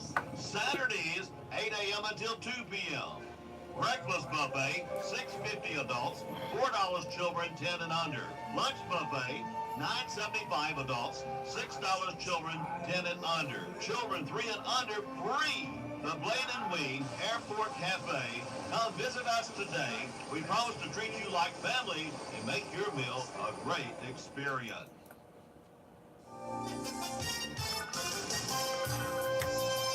With the news flash, I'm Trey Westerberg on your hometown radio station 1290 WOPP. The family of a 6-year-old boy killed by a tornado in Lee County is picking through debris to recover photographs, toys, and other keepsakes to help them remember the child. Officials say AJ Hernandez was the youngest of 23 people killed when a powerful tornado struck the county over the weekend. Governor Ivey's proposed 10-cent gas tax increase cleared its first committee obstacle Thursday. It now heads to the full House of Representatives, where it could face a less certain road. The House Transportation, Utilities, and Infrastructure Committee approved the legislation on voice vote after a 2-hour public hearing. A dentist has been cleared of charges he slapped a child during a youth football game this year. Marcus Dempsey was acquitted of a misdemeanor harassment charge in Tuscaloosa Municipal Court this week. With the news flash, I'm Trey Westerberg on your hometown radio station 1290 WOPP. Manage your debit cards at the touch of a button. CCB's mobile app now provides you with more confidence and peace of mind with our new Card Valet feature. Card Valet gives you greater control and security over using your debit card. Turn your debit card on and off, receive alerts, and manage usage restrictions at the touch of a button. Just one more way CCB makes your life easier. CCB Community Bank, serving our community since 1947. Member FDIC. Quicken Loans presents the Sports Flash, driven by Jeep on your hometown station 1290 WOPP. College baseball, Auburn will face UT San Antonio in a 3-game series. They'll start this weekend. The Tigers riding a 6-game win streak. They're ranked 19th in the top 25 at 11-2 on the season. Alabama riding an 8-game win streak will be back on the diamond today, taking on Northern Kentucky in a 3-game set. The Crimson Tide are 12-2. The Atlanta Braves with the day off on Thursday. They'll face Philadelphia today. Josh Donaldson is expected to make his spring debut. The third baseman has been slowed by injuries over the past 2 seasons. He signed a 1-year deal with Atlanta this offseason for $23 million. College basketball, the regular season coming to an end on Saturday. Alabama on the road to face Arkansas, looking to stop a 2-game losing skid. Auburn closing out against Tennessee. The Tigers are 21-9. Jeep is the most awarded SUV brand ever. Take advantage of the Jeep Freedom Days now at your local Jeep dealer. I'm Tony Desiri on your hometown station, 1290 WOPP. At Hardee's, we love to surprise people. Not like getting summoned to jury duty or mistaking your backpack for a parachute. Our surprises are good, like adding our delicious loaded omelet biscuit to our 2 for $4 mix and match deal. Choose between our loaded omelet biscuit, our tasty Frisco breakfast sandwich, our bacon, egg, and cheese biscuit, or our savory sausage and egg biscuit. Get any 2 for $4. It's the best kind of surprise. I mean, it's no pulling into a paid parking meter, but it's a close second. Hardee's because it tastes better. Offer available for a limited time during regular breakfast hours at participating restaurants. Price and participating in very Texas. Race Flash. Powered by SB Nation Radio. The NASCAR Monster Energy Cup Series racing at Phoenix on Sunday. The Ticket Guardian 500. Jimmy Johnson trying to snap a 62-race winless streak that dates back to a win at Dover in 2017. Kyle Busch has won 2 consecutive Xfinity Series races. He rallied from a lap down to win at Las Vegas on Saturday, his 197th career win in one of NASCAR's top 3 series. He's racing in the Xfinity Series race on Saturday at Phoenix. And the IndyCar Series opens up its season with the Firestone Grand Prix of St. Petersburg. Sebastian Bourdais is a 2-time defending champion of the race. Helio Castroneves is the all-time winningest driver in the event with 3 victories. That's your Berryman Automotive Products Race Flash. Powered by SB Nation Radio. My name is Jay Jackson. I'm the general manager at J.M. Jackson Chevrolet. If it's been a while since you've been to see it, or you've never been to J.M. Jackson, I would like to personally invite you to come see us. Right the right way, the J.M. Jackson way. Kerry Lanning and Joey Lanning, sales managers. While some things change, some things remain the same. Like excellent customer service and treating you like family. Come see us at J.M. Jackson Chevrolet Buick. And remember, buy your car the right way, the J.M. Jackson way. Over the years, technology has changed many times. It's better, it's more efficient, and your Touchtone Energy partner has stayed on top of the changes to serve you better. But one thing we haven't changed is our commitment to customer service.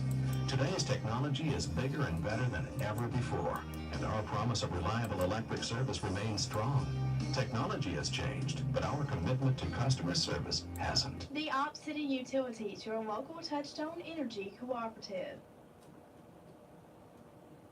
Jack Hansel Strickland Jr., age 71, a resident of Brantley, passed away Wednesday.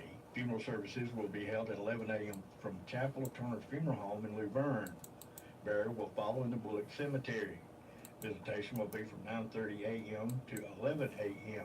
Jack Hansel Strickland is survived by his wife, Glenda Bryan Strickland, their daughter Nikki Lee and Brett Bryan, grandson William Payne Bryan, and sister Ann Bryan, and numerous nieces and nephews. The family requests that memorial donations may be made to either the American Cancer Society, the American Heart Association, or the American Diabetes Association.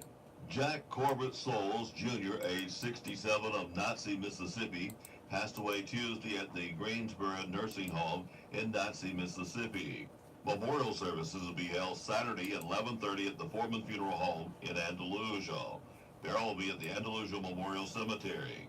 Jack Corbett Souls, Jr., survived by sisters Cynthia Gooden and Tony, Linda Stone and Robin, nieces and nephews, and cousins. Durana Charlesa Gant wake will be at Coleman Funeral Home of Elba from 4 o'clock until 7. Funeral services for Durana Charlesa Gant will be Saturday at 1 p.m. at Westview Church here in Opp. Burial will be at the Bethlehem Church, Brooklyn Community. Bypass will be located at the Opp Community Center, the old Opp Head Start. Family would like to thank everyone who's been praying and supporting us through God's perfect plan. Color of attire is purple. Jack S. Graves Jr., Smitty, age 75 of Opp, passed away Sunday at his residence. Survived by wife Cheryl Adams Graves, daughter Ginger Ann Graves, daughter and son-in-law Donna Graves, Richburg and Scott, a grandson, a special aunt Faye Brian Feinendor. A memorial service for Jack S. Graves Jr. Smitty will be held Saturday at 2 p.m. at the First Methodist Church here in Opp. Memorials may be made to the First Methodist Church of Opp, the Alzheimer's Association, or the charity of one's choice. Evelyn Marie Biddle, age 58 of Andalusia, passed away Thursday at her residence. A memorial service will be held at 2 p.m. Saturday at the New Prospect Baptist Church, Sampson. Evelyn Marie Biddle is survived by her children, Jeannie and Jonathan Smith, Stephen Lundy, 2 grandchildren, her brother Jeffrey Bush, and her sister Lisa Weeks. Henry Green Gwaltney Jr., Hank, age 68 of Opp, passed away Tuesday at a local hospital. Survived by his wife Angela Gwaltney, sons and daughter-in-laws Ryan and Lori Gwaltney, Brock and Trista Gwaltney, brother and sister-in-law Marshall Cindy Gwaltney, sister Neva and George Pierce, 4 grandchildren. A memorial service for Henry Green Gwaltney Jr. will be conducted at 2 p.m. Sunday at White Funeral Home Chapel. The family requests that memorials be made to the Shriners Hospital. Sherry Norsworthy Morrison, age 45 of Hamilton, Alabama, formerly of Opp, passed away February the 28th at her home. A memorial service will be held Sunday from 2 o'clock until 4 at the Opp Senior Citizen Center here in Opp. Sherry Norsworthy Morrison, survived by her husband, Denny Wayne Morrison, her mother, Deborah Morrow Coon, 3 sons, Chris Page and Josh and Kelly Page, Kyle Morrison, a brother, Billy Norsworthy, and Elmer, several nieces and nephews. The family asked that any contributions be made to help with the funeral expenses. Wheeler G. Baggett, age 89 of Auburn, passed away Wednesday in an Opelika hospital. Funeral arrangements will be announced upon completion by Hayes Funeral Home of Elba. Funerals are added to our local news as soon as possible after receiving them from the funeral home. Funerals are also posted daily on the WOPP Facebook page. This week's specials at the Farmers IGA. Lean ground beef, $1.77 a pound. Fresh chicken tenders, $1.88 a pound. Fresh pork spare ribs, $1.77 a pound. Blue bonnet margarine, 1 pound quarters, 4 for $3. Extra laundry detergent, 75 ounces, $1.88. Awesome paper towels, 8 rolls, $3.99. Coke, Sprite, and Mellow Yellow 12-pack cans, 3 for $10. Vinite tomatoes, 99 cents a pound. Shop your hometown proud Farmers IGA in Lamar Plaza. Savings plus service equals IGA. The U.S. Census Bureau is recruiting workers for temporary jobs available in advance of the 2020 census. Ann Powell, a recruiting assistant who is working to recruit applicants in Covington, Butler, and Escambia County, said approximately 40 workers are needed in Covington County, and to date applications have been slow. They are looking for people 18 years of age and older and pay $14.50 per hour. 18-year-olds who are still in school can work this summer. Applicants will be placed in an applicant pool for 2020 Census Bureau positions for positions they qualify for and will be contacted as work becomes available in their area. According to the 2020 Census website, the Bureau is hiring clerks, field supervisors, and census takers. Those interested can apply online at 2020census.gov/jobs. For additional information, you can call 1-855-JOB-2020. The Opp and Covington County Area Chamber of Commerce is now taking nominations for the 2019 Hall of Fame. Applications for making nominations for consideration by the Hall of Fame Selection Committee may be picked up at the Opp Chamber of Commerce at 200 South Main Street or downloaded at the Chamber's website. Deadline for submitting application is 5 p.m. today. Registration is going on now for the Spring Little Lambs consignment sale. The deadline to register is 5 p.m. today. You can call Angie Hicks at 334-892-2841 to get a seller number. The Little Lamb consignor packets are available now at First Baptist Church office in Andalusia, Blackstone Eye Care in Andalusia, and at Dr. Bong's office in Opp. The Little Lambs Spring Consignment Sale will offer children's clothes, shoes, toys, books, furniture, and maternity clothes. There will be a $1 cash admission fee for people ages 18 and up, and the sale will begin Friday, March 15th from 7 to 9 p.m., then Saturday, March 16th from 8 a.m. to 12 noon. Many items will be half-priced on Saturday.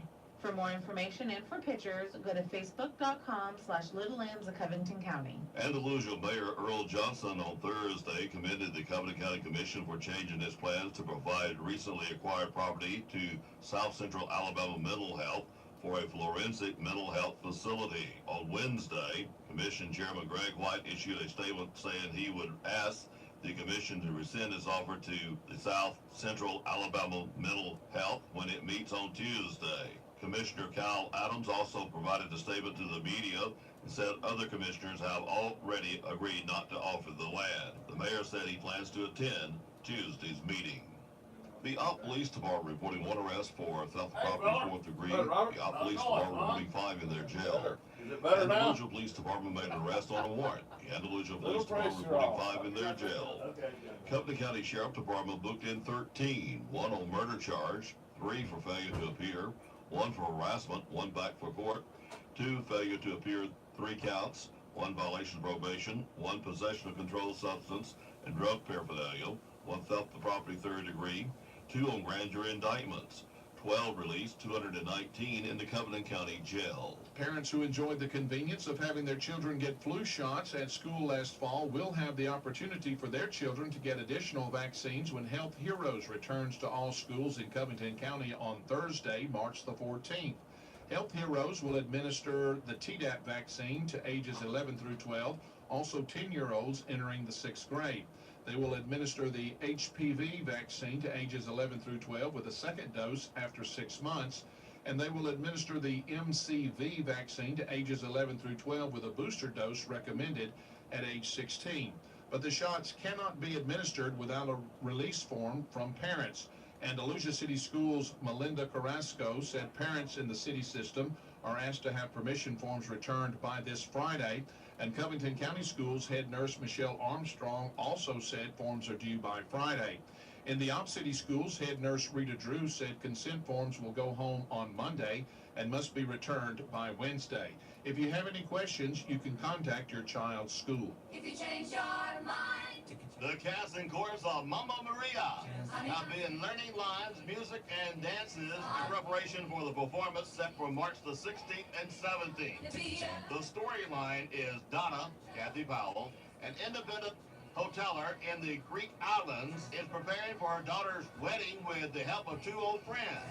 Meanwhile, Sophie, Katie King, the spirited bride, has a plan. She secretly invites 3 men from her mother's past in hope of meeting her real father and having him escort her down the aisle for the big day. The play features the music of ABBA.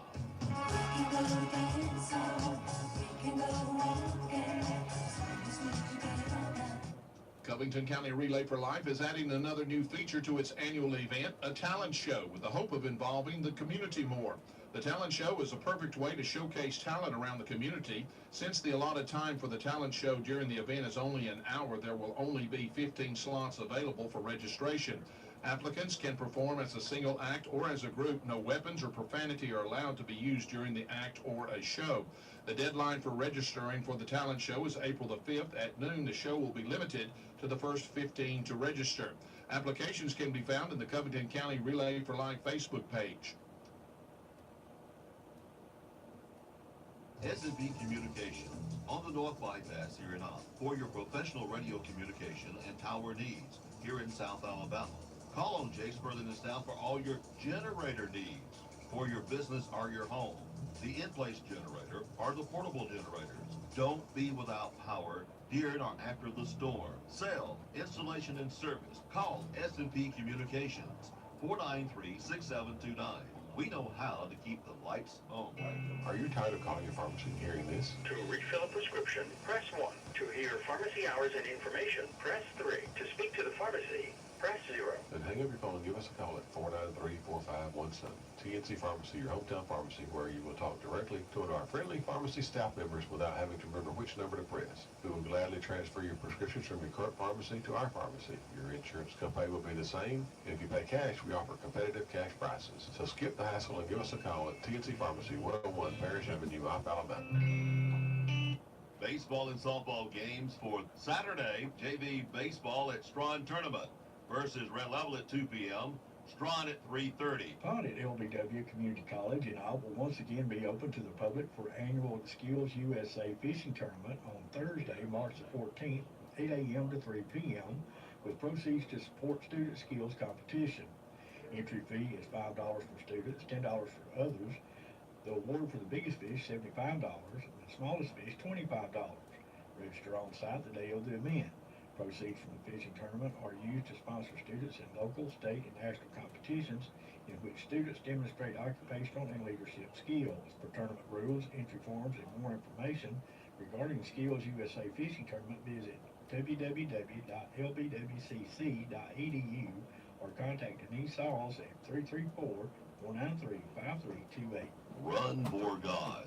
Op 5K Challenge for beginners will begin Saturday, March the 16th, 7:30 a.m. at the Op First Baptist Church Fellowship Hall. There's no registration fee. Come dressed to run your first 1 minute. There will also be a walking group. Classes will be held every Tuesday and Thursday afternoon at 5:45 p.m. and Saturday mornings, 7:30 a.m. for 12 weeks at the Op First Baptist Church Fellowship Hall. Run for God. The Opp Equine Association will hold the first fun day of 2019 on Saturday, March the 16th. There will be classes for all ages and levels of experience from lead line to super senior. Barrel exhibitions will begin at 2 p.m. and the fun day will begin at 3. You must be signed up to compete by 2:30. We will also have some great food in our concession stand. In case of inclement weather, please contact Susan at 334-504-1391 or Brian at 334-804-5056 or check our Facebook group, Opp Equine Association, for possible cancellations. The Troy Trojans will open spring practice March the 19th. A month later, the Trojans will host their annual T-Day game April 20th at Veterans Memorial Stadium. The Troy Trojans football home games for 2019. August the 31st, Campbell. September the 14th, Southern Mississippi. September the 28th, Arkansas State. October the 16th, South Alabama. November the 9th, Georgia Southern for homecoming. November the 30th, Appalachian State. Be part of the action all season long by purchasing your Troy football season ticket. Phone the Troy Ticket Office, 334-670-3681. That's Dateline Action News. Ops only, locally owned and operated news service. Hear it first on WOPP and repeat it later across town. Hometown shopping just makes sense. This is your hometown. Owners and staff of the Woodmore want to invite everyone in the Opp and surrounding area to come by and see what assisted living is all about. With extra clean facilities, wonderful home cooking, and around-the-clock staffing, the Woodmore is a place that anyone would love to call home. It's also a place that family members and friends will enjoy coming by to visit, talk, and spend time. Whether it's in the back sunroom, the den or dining area, or strolling around the walking trail or pond, you and your family will always feel comfortable and welcome. That's what taking care of our seniors is all about. So give Donna a call at the Woodmore, 493-2721. Here's your Weather-Bug Alley weather. I'm Rod Tanner. For this morning, we expect to wrap up the week with a sunny day and a high 74. Over 90 today, mostly cloudy, low 57. There's a slight chance for a shower Saturday morning. There's a chance for rain and thunderstorms in the afternoon. Mostly cloudy skies and a high 77. There's a 3 in 10 chance for showers and storms Saturday night. Today, mostly cloudy, low 64. With showers, we could have a thunderstorm Sunday. Today, mostly cloudy with a high 78. Again, for today, we'll have sunshine and a high 74. That's the latest Lower Alabama weather here on WOPP.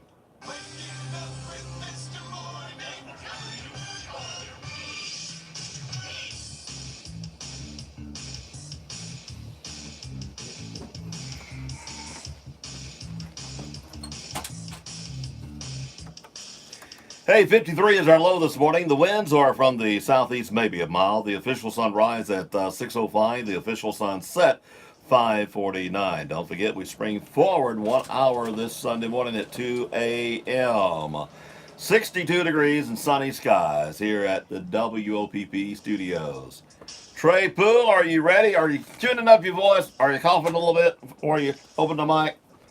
I think he probably is. All right, Trey, you're coming up next here on WOPP.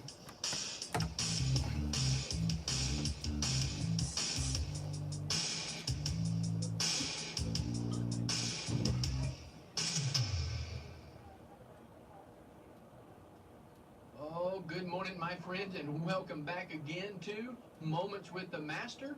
My name is Trey Poole. I am the minister of the gospel, preacher, right here for the Opp Church of Christ. It is so good to be with you this morning. I want to, before we go any further, remind you of a couple things. First and foremost, God is good all the time, and all the time, God is good. Secondly, Robert, want to invite everybody to come out and be with us here at the Opp Church of Christ. Sunday mornings we start at 9:30 with Bible classes for all ages. Our Sunday morning worship begins at 10:30, and our Sunday evening worship assembly begins at 5 o'clock. Now, you're probably wondering about Wednesday night, right there in the middle of the week, Robert, when everybody needs that spiritual recharge. We need a little encouragement and support in the middle of the week. Well, on Wednesday nights, we meet for Bible study and fellowship at 6 o'clock. 6 o'clock. We want you to come. Those are the 4 opportunities where the family of God here at Opp come together, and we want you to be a part of it. You belong right here in God's family at the Opp Church of Christ. Come and see for yourself the simplicity, the love and the acceptance, the family friendship atmosphere. Oh, you will feel the love here. You will experience the love here like no other place. So come. Be our honored guest here at the Opp Church of Christ. Lord willing, this coming Sunday. We'd love for you to be with us. We're going to wrap all this up today, Robert.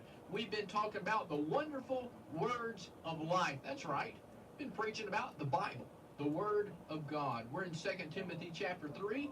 We've been looking at verses 14 through verse 17, and we've made our way to verse 17.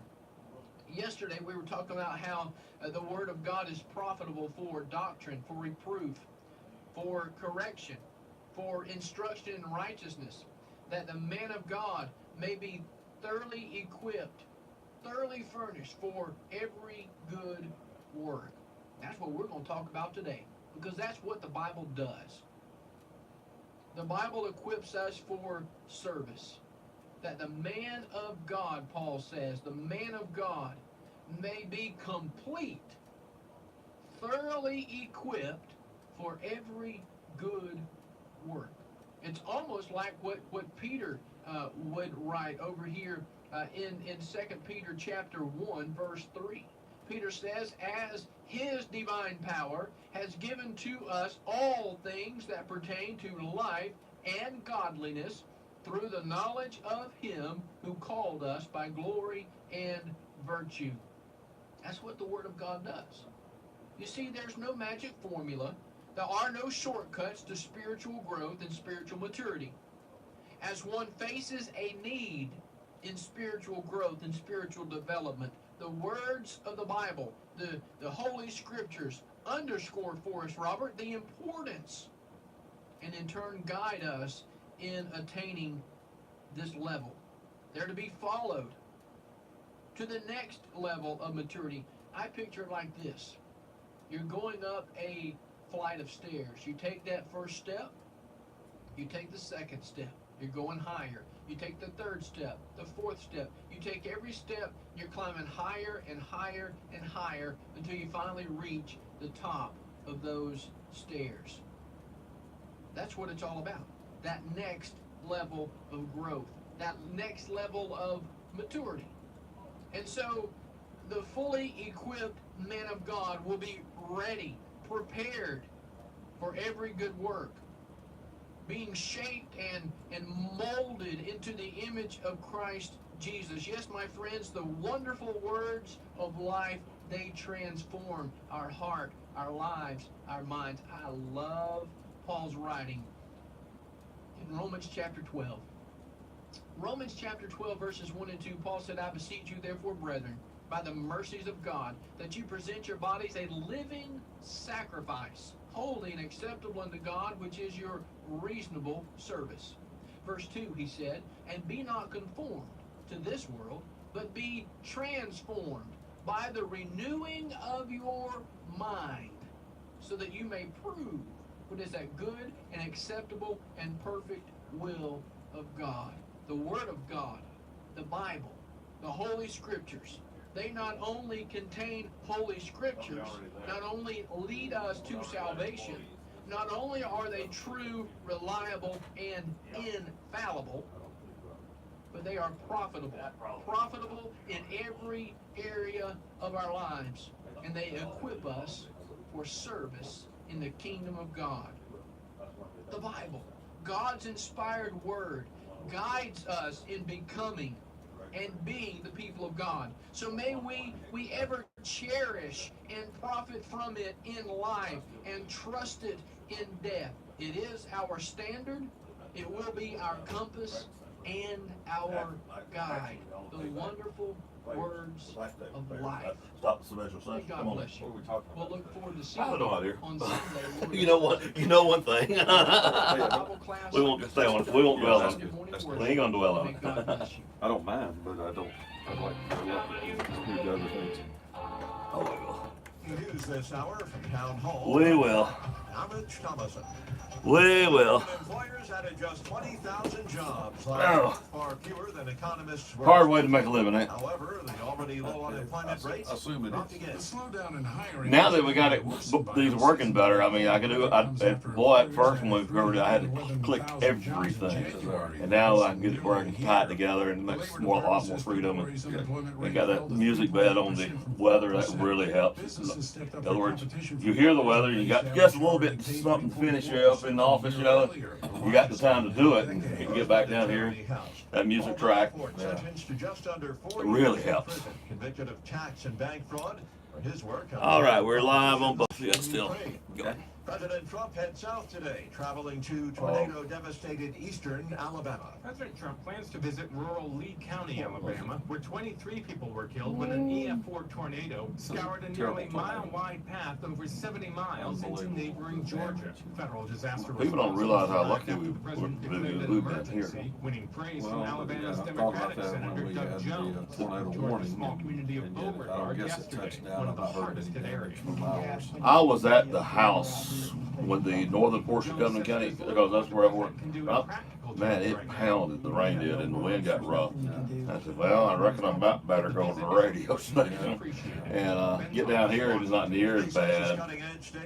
One thing we can hit, if you'll remember, is splashdown in the Atlantic off Florida. we're A about Dragon to capsule roll pulled out away from the orbiting lab early this morning. A test dummy named Ripley and sloan occupant. Okay. This is a test run with I don't NASA have a lot counting of on details on SpaceX it, and but Boeing hopefully to that'll actually happen in the start next launching 3 astronauts to into 4 or space 5 weeks. later in the year. Dow futures down 201 points. More on these stories at townhall.com. The statewide emergency that we have to do. Yesterday it went off. And it came and interrupted your programming, first of all. And then they just, you can't understand a damn word they said. I really love government involvement. Private enterprise is the only way it's going to work right. The EAS or EBS system that we used to have worked because it was a volunteer radio station thing and we operated ourselves. Now it's government. And anytime government operates, it screws up. Not county. Opening the mailbox. Not county. No, well, this is on state and feds that we're having to follow now. I mean, gee, we're having to monitor 3 things. We got to monitor 3. We got the capability of monitoring 6. You notice I'm only monitoring 3 we got to. No one can prevent all identity theft or cybercrime or But monitor all with transactions of all this, businesses. But it allows us not to be here. Your first year. and to LifeLock.com and enter promo And it code works. Now, SMART. on warnings, we got it against KQ that does warnings, not watches. Or it'd be interrupted all the time. To sell some of its oil and gas holdings. Unreal. Norway has huge reserves of oil and gas, but rather than spend all the money it makes All in the right. industry, it's set As up soon as the news finishes, we'll hit the weather and we'll be doing it. We'll do it to it. Future generations Pull my weather up here. will have a nest egg to fall back on. Shares in energy companies make up around 6% of the fund, but there's a huge risk when your income comes from oil and gas with investing your savings in the same sector. The Norwegian central bank has therefore decided to stop putting all its eggs in one basket and to get rid of the $37 billion worth of shares it owns in energy firms. The BBC's Jonathan Bloom. British Prime Minister Theresa May. You know my mother's oldest brother, Jethro, had a son and a daughter Jan. They had her and her husband went around with a gospel group. I forgot the name of them. But anyway, she diagnosed with breast cancer a couple of days ago. She's going to have surgery this coming week. The president admitted I remember to y'all. reporters. She's good, still good looking lady. Disappointed hearing there's new activity at a North Korean research center. Her birthday's the 7th and mine's the 8th, and she's a year younger than I am. It's such been the thing as my cousin, we never see each other. We have to stay pretty close, to be honest. The U.S. can persuade Kim to give up his pursuit of nuclear Where do weapons they live? in exchange for Jacksonville. sanctions being lifted. And that's my desire to be able to get off on Friday and Monday some with Jody coming back. I got cousins in Jacksonville. I got cousins in Nashville and all. You know, I'd like to visit Brenda Hall. You know, she's up there. Memphis Valley, yeah. More on these stories at townhall.com. Where they live, it takes you half a day of travel. So. This morning we start 7 hours. Yeah, so that's some of the things I want to do on weekends. So what I do is but I mean, Wednesday won't get to visit. Mostly cloudy skies and a high of 77. Oh, Hank Walton's passing out now. Saturday night. Unity mostly cloudy, low 64. With showers, we could have a thunderstorm Sunday. Lots of them in the last 6 months, boy. A lot of them business people a lot. That's the latest lower Alabama weather here in WOPP. It is presently 63 degrees and sunny skies here at the studios of WOPP. Good morning, Greg White. Good morning, Robert. How are you? I am fine. Good. The chairman of the Covenant County Commission, and y'all been quite busy with lots of different things going on, haven't you? Yes, we have. It's tax season in my office, so that's been busy. But county commission business has certainly been in high gear here for a few weeks, and that's keeping me on my toes. Yeah. Let's get one thing out of the way, and then we'll talk about regular commission stuff going on. But most recently in the news, and you sent out a statement and all, there was a little groundbreaking thing, and apparently it seems like some leaders of our county and some public are against this project. So the commission is going to reevaluate it Tuesday. Is that right? Basically, I'll give you a little play-by-play. Okay. Can I do that? Yeah, sure. 10 or 12 weeks ago, South Central Alabama Mental Health approached the county commission and said, we're going to seek a contract with the state of Alabama. They have an opportunity where they need somebody to provide services through forensic residential facility. That wasn't a term I'd heard related to mental health, so I wasn't even sure what it meant. But anyway, did some research and did talk several conversations with the folks at South Central, and it was going to be a 12 to 16 bed facility that would provide services of assessment and or treatment for folks that were in the judicial system facing charges, and they were filing claims of incompetence to stand trial or innocent by reason of insanity. Then the judge would typically remand those folks to a facility. Most of the time in recent years it's been to Taylor Hardin, which is a Tuscaloosa facility. And then the professionals would assess their psychiatric condition and determine whether they were in fact competent to stand trial or not. Maybe be able to treat them to get them to raise their level of competence, those sorts of things. It was to be a short-term facility, which might average, I think the average stay they indicated would be about 3 months. But it could be 6 months, and it could in fact be extended longer than that, but the average 3 months. They said they own property, they serve 4 counties, I think, South Central does, including Covington. Covington's a home county for them. Oh, okay. And very proud to have them located here. It's a lot of jobs and a great, significant part of our communities. They invest a lot in the communities. They said we also own property out at Montezuma, which is on the upside, the east side of Andalusia, and we're certainly looking at placing it there. So the county commission said, you know, if this is a secure facility that does require 24/7 surveillance and those sorts of things, why don't we look at putting it right next to the jail? That way you have backup security, jail staff, or sheriff's department, which is just across the parking lot, and that would enhance the security, mitigate risk. They asked us to submit a proposal. We did that. We purchased a piece of property, prepared it, proposed to them that we would make that property available for the construction of their facility, and they accepted that, so we moved forward with that.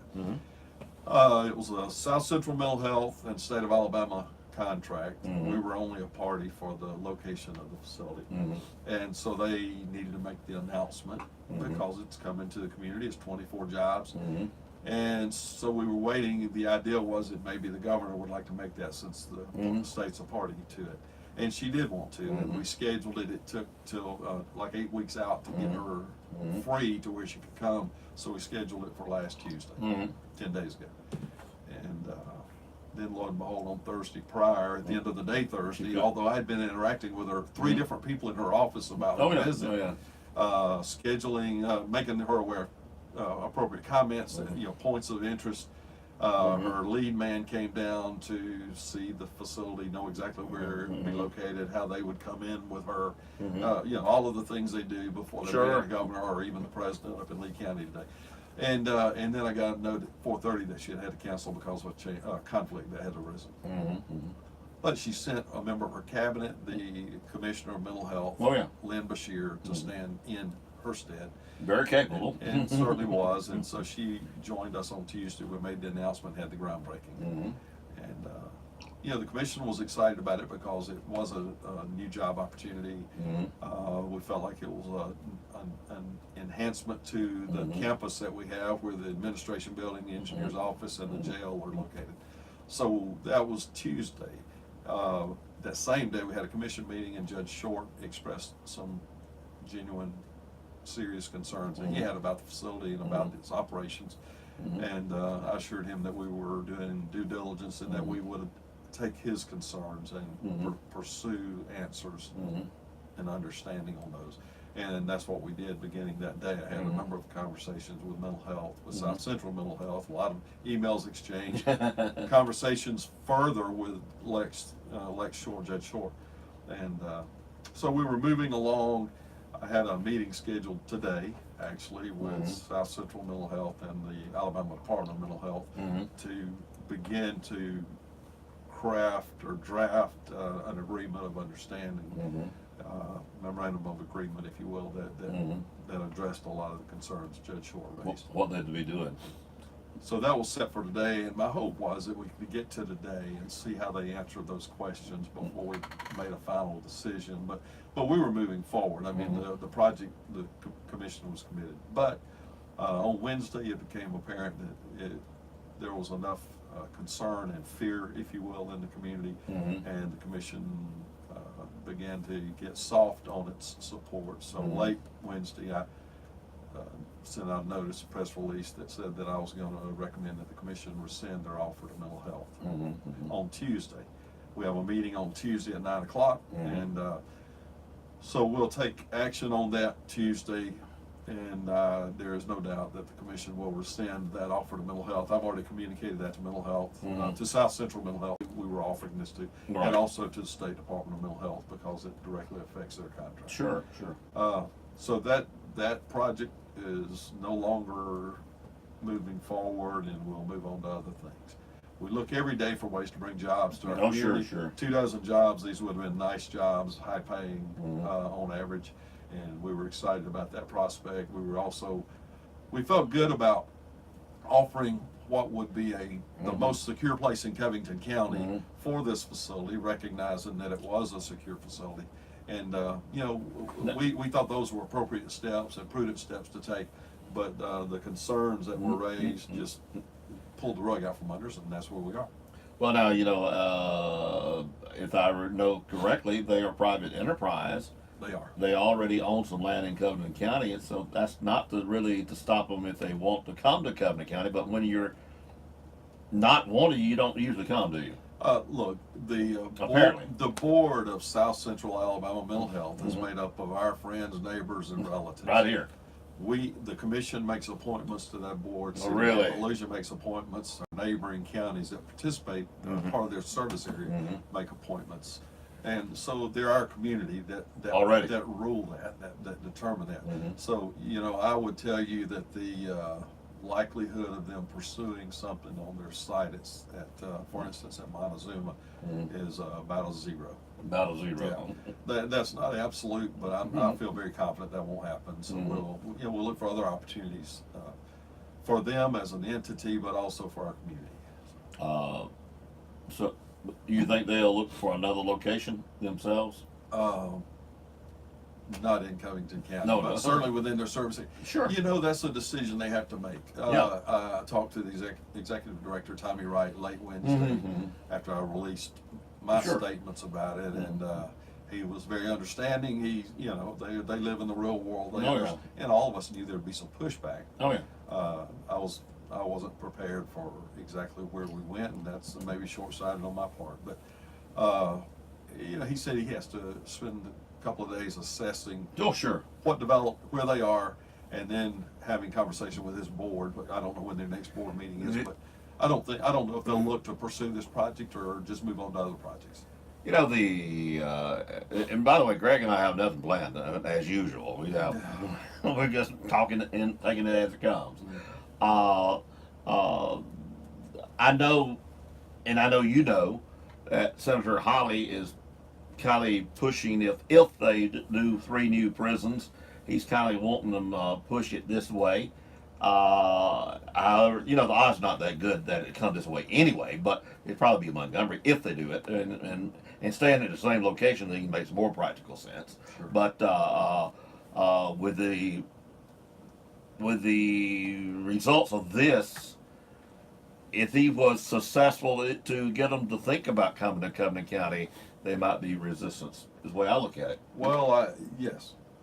Yeah. I've not had any conversation about that specifically, but over the years in general terms. Well, I have talking about it. Over the years in general terms, I've had those conversations with folks in the community about prisons and other things like that. And yeah, I can tell you the resistance that we saw for this facility would be equally strong with a state prison coming here. What I would strongly encourage the legislature to do is looking at a way to reconstruct, rebuild, stay in their same communities, in the communities where they already are. They're already adjusted to it.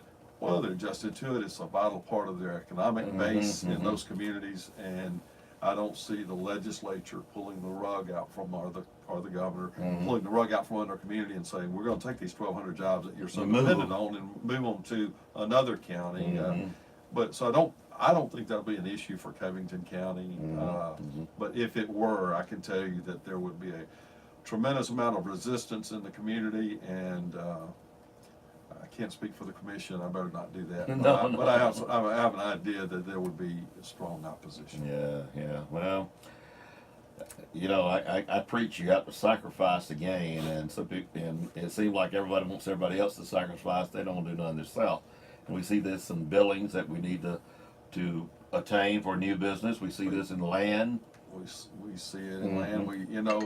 I've referred several times this past week to our friends in California who love their vehicles and want to have gas and fuel and oil to run those vehicles. But don't you dare drill on our beach. Put those drilling rigs down in the Gulf of Mexico, and that way if they spring a leak, somebody else gets the bad stuff from it. But we do want the fuel. Bring it on. I've referred to that, and I mean, I genuinely think about that and don't know where the balance is. It takes somebody smarter than I am to figure out where that balance is. Yeah. But listen, on the project at hand, we're going to move on. I fully expect the commission to unanimously adopt a resolution withdrawing or rescinding our offer and moving to other projects. Projects are tough. Jobs are tough to come by. Sure. To find 24 jobs that we could fill here in Covington County was a neat opportunity, and maybe we will not be so many years before we can replace that opportunity with another one that's more acceptable. Okay. There was pushback that we don't even have a psychologist here. How are you going to fill that job? Well, you know what? We didn't have a number of people. We didn't have a cardiologist here, but we have been able to draw one. Sure, that's all I do. Meet the needs. And Bill and make sure I follow. We didn't have a urologist, and now we have a urologist and a neurologist, and you bring people because there's a job and an opportunity and a need. And so, do I think we could have gotten a psychologist or psychiatrist in Covington County? Absolutely, no reason not. So we could have filled those jobs, but then somebody may have chosen to live in Troy and drive here, but that's okay. I know a semi-retired one living right here now. Close by. Huh? Yeah, I got it. He was probably done in a few days. So well, we're moving on. Yeah. Thank you though. That's what, and that's what you got to do. You got to catch up. But I do want to bring up two things that we hadn't talked about in a long time. Our county water, is doing really great, and people there was some resistance there at first, but now they love it. And the biggest resistance, I remember when Commissioner Short was in office, he thought he was going to get run out of the county when they voted in for the garbage pickup. Now, if you stopped it, they'd run you out of the county. Yeah, we don't need to back up on that. There was a lot. Look, people that live in rural Alabama don't want to be told what to do or how to do, and they sure don't want you to make them take a service. I get it, but our community, our county is much better served by having solid waste service in our county. Oh, and sure. the only way to do that appropriately is to require and insist that everyone participate. And that's what was done before I even got in office. And I started out in '95, so it's been a long time that we've had that, and you're right, it wouldn't do to try to take that away. Now, I know better than to try. Not interested. But old Ross took the heat, boy, for a year there, and then it turned right around. Oh, yeah. After they got adapted to it. Right. That's pretty neat, but Sure. And the water system is. I live out in the country, so you know how I appreciate it. And there's a water line extension underway. Where? I don't know. Out from Fleta School. Now, if Frank Schubert was still alive, I'd know. Out from Fleta School. So in this community, and in fact, the contract is about to be awarded on that extension. And I can tell you this: it's a good Covington County company that is the apparent low bidder and successful bidder. So be folks at home that'll have that opportunity to build that water line extension, and I think that's a good thing. Used to, I really knew what was going on with the county water calls. Frank Schubert was regional board member. Frank was a board member for many years. And loved it. He loved being part of it. And I love Frank Schubert. He was a good man. Yeah. He was a good man. Yeah, man. Well, that brings me back. We mentioned it before we came on the air. The last 6 months, 9 months, we have lost a lot of leaders of our county, and especially the city of Opp. Yeah, the city of Opp's had some great losses. Recently, Philip Stanley and others. I guess there's so many. It's unreal. Just the kind of folks that you can't replace. I mean, they had such a great and significant influence on the community over the years, and it's just, people step up and you appreciate. You may get somebody greater and better, but it's hard to replace. Hard to fill those shoes specifically. And we lose 2 fire chiefs within 90 days. Was it that close? Joey and Hank. I didn't realize it was that close. Wow. To me. 2 outstanding people. They were good men, I think. Yeah. I know there's other things going on with the county. One of the things is always the county helps with the county ball fields and stuff like that, and and of course y'all also do in kind inside the city limits when you need it. We do. We want to do that, and I wish we could do even more. But certainly, if the city of Opp has a need, the recreational facilities or whatever, in my opinion, if the county can meet that need, then that's stretching the taxpayers' dollars. Everybody wins from that. So certainly, we want to be helpful where we can and support the city of Opp, because you know what, the city of Opp accommodates our county kids and allows them, encourages, invites them to play in city leagues and stuff. I appreciate that more than I can tell you. So I want to see us always working together as much as we can. I don't like these artificial lines that exist to try to keep us apart. So I fully support that. Glad to participate. Well, I think right now the way our schools are, they just have a line for the buses, and if you want to transport them, it's pretty well you can go where you want to go. That's correct. I think that's right. That's the way it should be. Absolutely. Yeah. You know, another hot item right now, and if I were smart, I wouldn't bring this up probably because there's some folks opposed to it, but I think it's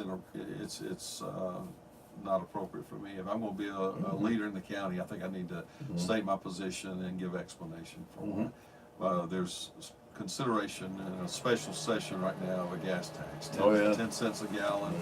I have seen so much stuff in the recent days about that. I've been declared to be a rhino Republican in name only, although I'll tell you this, Robert, you would appreciate this.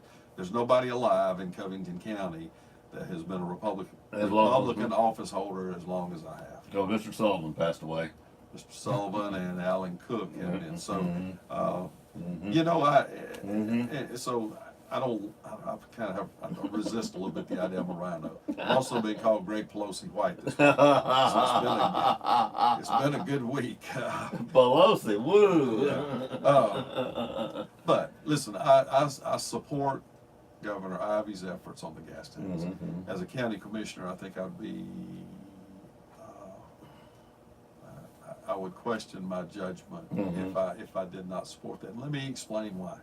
I'm not in favor of heavier tax burdens, but the gas tax has been at the current rate of 18 cents a gallon for 27, 28 years, since 1992. And so you say, well, there's growth in consumption, and therefore you're selling more gallons, so you're getting more money.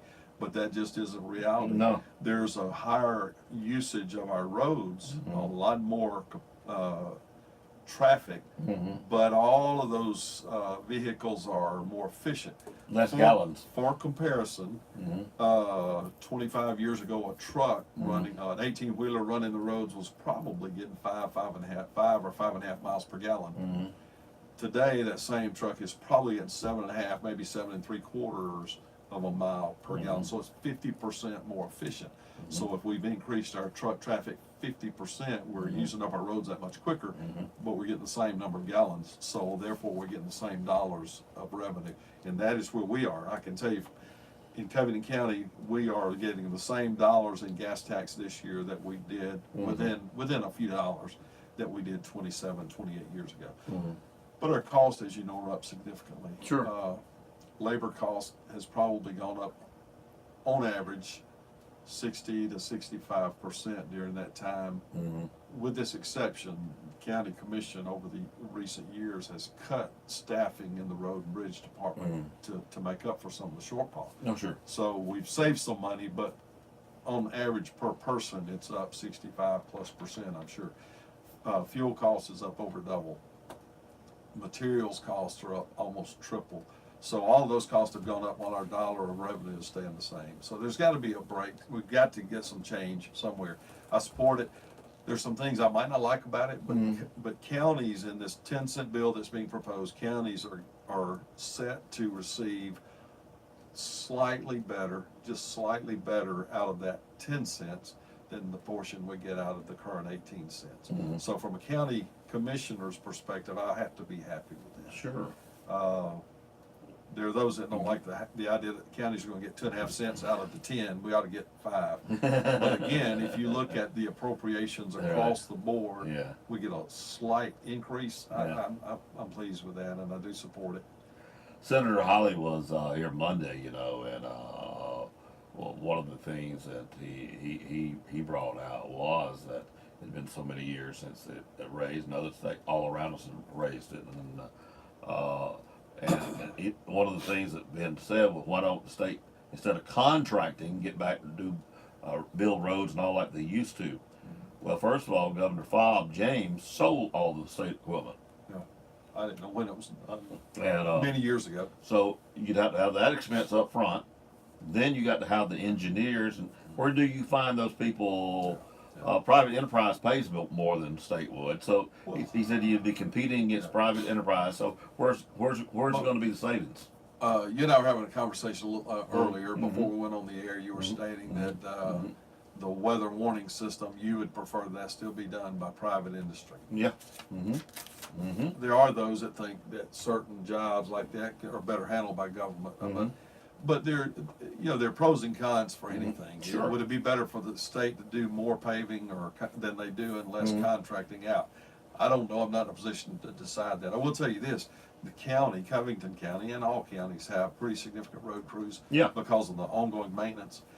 We don't do a small paving job, very small.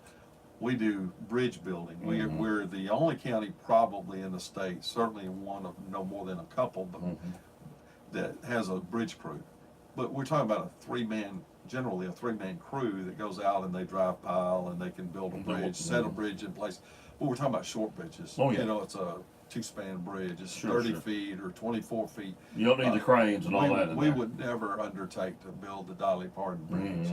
And many bridges in our county are like that. You would have to contract those out. We're going to always contract those out. Well, he said the new highway director we got now would probably look at maybe Troy equipping them with some so they can do short little things like you're talking about. Yeah, small ones. Yeah. Because the mobilization cost for a contractor, a private operator, is so great. So you take a $125,000 job, it becomes $200,000. Where if the highway department had its own equipment, small crew, they could jump out and do it for $125,000 and save us $75,000. So, there are ways we need to always be looking for ways to improve efficiency and effectiveness of the spending of our dollars. And I can tell you, I feel good about where the county is. I feel good about what the commission has done to cut costs and yet still meet the needs that people expect us to meet. So I think we have some good years ahead of us. It'll be easier, and people will see the impact of this gas tax revenue if it comes. It should be about $800,000 a year to Covington County. Roughly, how many employees does the county have? We're probably at 175 right now. And it's many more departments than people think about, too. It is. We have been as high as almost 200 at one point. But again, we've probably cut 10 to 12, maybe 14 off of road crews over the years because moved from a district to a unit system. And then other departments, the commission office is one lower, maybe 1.5 lower than we were 15 years ago. So we're trying to improve efficiency, improve technology, and then save through those efforts. Jail and sheriff's department are probably at, I'm going to say they're at 64, 65 employees. That's a huge part of our. And they operate on their own, but y'all approve their budget. Is that the way that control the budget? Is that the way it is? The sheriff has autonomy to make decisions in his office. However, we provide the funding, not all of it. We provide the bulk of it through the general fund. There are what's called law enforcement funds that he controls by law, and he expends them. It doesn't mean he can do what he wants to. They're still restricted. It's a check and balance. They had to be expended for law enforcement, but he doesn't have the same restrictions that the commission places. So it's a check and balance, isn't it? That's correct. Yeah. Which we all need. Certainly in public life, you need it. There's a guy by the name of Chuck Patterson. I don't want to brag on him too much, but he's getting that technology up there, boy. He's raising it, working at it every day. Chuck's been so excited to be in his job. He's excited about opportunities. Is it bleeding over to the other people? I think so. Maybe so. If he sees opportunity for economic development, he's all into that. He will call me, come by, and I've enjoyed working with Chuck. He's really doing a nice job, I believe, where he is. Well, we got that. And then Stacy's from Opp. I've forgotten about that. I knew that, but I have not thought about it because I've seen her around, I guess, around the courthouse so many years now. But she's doing a great job as probate judge, and she's very conscientious. I appreciate the fact she makes an effort to come over and sit in on commission meetings twice a month. It shows interest, but it shows also make sure she is aware of what the commission's doing because it directly impacts her and her office and the folks that she serves. So she's very engaged, just like Chuck is. Both of them rarely miss a meeting. The sheriff is from Opp? Isn't that interesting? What'd y'all do? I don't know. Man, I've got ties to Opp if that helps. You're near about from off, aren't you? Yeah, I feel like I am. You've been exposed to it all your life. Mother wants to go riding every afternoon. She It's wants Opp. to ride to Opp because that's home to her. Sure. Yeah. Yeah. Although she hasn't lived here in 70 years, but that's okay. It's still home. So. Well, we're all one in the Covenant County. We need, and I think we are working together better than ever, don't you? I think things are really good right now. I really do. I'm very hopeful for some good days ahead of us. I was talking to Rick Clifton, the Economic Development Director, earlier, coming across to join you this morning. And, he has some things in the works, so we're hopeful. He has some, he's identifying some directions that we need to be looking in. And and they're trying to look at assets that we have and determine how can we best offer those to prospects. So a lot of work going on, and I think we're going to see some good days ahead. Rick and I have gotten close the last couple of years, and I didn't really realize it till I get things before he does. A lot of things. Shoot. Me, yeah. But so I got where when I think it has anything to do with him, I send it to him. Let him know it, huh? And he appreciates it. And I said, well, I don't want to be doubling you down. He said, no, most of the stuff you send me, I don't get. Yeah. So I'm trying to help him, inform him, and maybe find something he can run after. And right.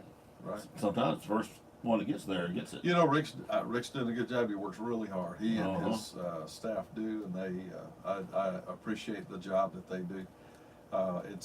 It is a thankless job in many respects because a lot of it is off the radar, behind the scenes. Oh, yeah. You're going out and you're talking to somebody in Montgomery or Mobile or Phoenix, Arizona, and so you don't get playback on that locally. But he's doing a lot of work, and we appreciate it. The big buildings we have out there and all, without foresight of going ahead and putting them there, we wouldn't be able to even entertain some people to come into Covenant County, would we? That's correct. They've been leased almost the entire time they've been there. What we would call the EJM hangars, the big hangars. There have been few months in the. I think Jeb and I figured out a total of 7 months. Okay, and I didn't that know ain't that. bad. I didn't know that number. So 7 months in about a 15, 16 year. That the county and cities had to.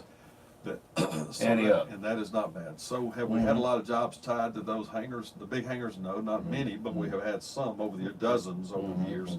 And there's a company there now that I have great hope for, Ulista, who is they're blue chipper, I know that. Minority owned and very successful, and they've done well, and they're just looking for a contract that fits that facility right now, paying lease on it every month.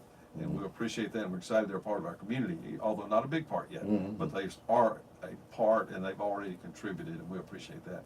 And then, of course, right across to that, the smaller hangars, the Vector hangars, if you will, are now leased to DynCorp. That's right, DynCorp. And I can't say, I had to wait for a long time to say who it was, but that's been released. Oh, yeah. So, and DynCorp is still undergoing some behind-the-scenes work on their contract. Very hopeful that things will clear up quickly, and they'll be moving in there and hiring folks and putting them to work. It's a wonderful facility. We're thankful that we have it. Vector was a successor to what was their predecessor? But anyway, you could track them back all the way back to Greg Holt. Yeah. Who brought the first little helicopter refurbishing operation here. But we didn't have downtime. It went from this little operation, 2-man operation, to this operation, which was 8 or 10 jobs, 12 jobs, to maybe 20, which ultimately ended up in Vector with 125 or so jobs, now back to DynCorp, which is, so things have progressed, and they've been active here for many years now. People forget that, but it's been a great resource and asset for our communities, and I'm thankful that it's there. People are aware of DynCorp because they had the contract at Fort Rooker years ago. They know the name, that's right. That helps. That's correct. So we're hopeful that things will move forward pretty quickly here, and we'll get some jobs back at we'll get jobs back at the airport. I say that, but we probably have 40 or 50 there right now. Yeah. On the airport property, and the Sitel building is empty, and I hate that so bad, but for 16 or so years, they employed anywhere from 350 to 525 people. And I'm amazed how many are doing work at home. And there are a lot. I have a friend who's been with, who was with them from the very first day, who is still working for that company, although he's doing it from his house. So we still have jobs here tied to Sitel. And then, of course, there's some of them that work with Sitel that's working on with another company. I know there's a couple like that too. So they just took that talent skill set and moved it somewhere else and marketed themselves. You got to discipline yourself to work 8 hours in your home and isolate yourself. That wouldn't be my preference, but there are folks that do it and do a great job with it. And that's what they like. Take full advantage of that opportunity. I appreciate it and encourage them. And some of what I'm thinking of right now, he's got full insurance and everything else. Gets 40 hours. I mean, gee whiz. That's great. Very good. Yep. And it really is easy to lose sight of those folks, isn't it? No, yeah, they're working at home. You don't think about it. Yeah. So that's a little misleading, and I don't know if we got figures on how many are doing that. I don't know. Without a census, there's no way to know, are they? No. I would love to know though. It'd be interesting with it. I think it's quite a few, to be honest. Right. Let's see. Of course, the airport had the big air show that went over good, and I think they virtually haven't made us. They know they're not going to do it every year, but they're looking at every 2 and 4 years. I don't know that decision's been made yet. It was a great success. Makes people aware of the airport. High demand of time and finances, so I don't know how quickly we can bring it back, but I do think we ought to look forward to it regularly. That's what I'd love to see. Yeah, a lot of people have never been out there to then. And a lot of people missed it this time because they thought you had to just sit in your car across the street and watch it. I don't know what else could have been said, but hey, folks are learning. There were some great acts this year. Well, kind of like when I was talking to the lady at the airport, the cafe. Yeah. A lot of people come in to the hangar, the main airport area, looking for the cafe. Yeah. Right there, and so that I start my ad off letting that be very clear. Yeah, you have to approach it from the backside. Yeah, so we hope that helps them on that part too. But countywide, I think things look good. I know y'all stay busy with different issues all the time. It's just part of the business, isn't it? That's right. Keeps it interesting. I know I don't see our op commissioner like I used to because Howard's closed. I've seen Kenneth at Howard's too. I talked to him earlier this morning. I appreciate the good job he's doing, and he works hard. And he has become a friend, as every commissioner you serve with becomes a friend. You're interacting daily on stuff for 4 years or longer, and they certainly become friends, and I appreciate that friendship. Yeah, I need to get him out here. I try to get him out about once a year, too. He was going to try to join me today, actually. Oh, okay. But when I talked to him a little while ago, he had 2 different people coming for projects on the farm, and he just didn't feel like he could leave. Yeah, he's a big farmer. Folks may not know that, but he is. Well, Greg, I know it's been an interesting month, 2 months, and things will get back more normal now. You know, the interesting thing is it feels like 2 months, but actually it was last Tuesday. We're talking about 10 or 11 days since it became a real hot topic. So, yep, that 10 days felt like 2 years, actually. But that is part of politics, and you're aware of that, and it's not your first heat one, and being open is the right thing. And I think I saw Walt Merrill make a statement that he praised you. You're evaluating the situation, and it takes a good guy to figure that out. Well, and I appreciate that, and we are where we are, and let's move on.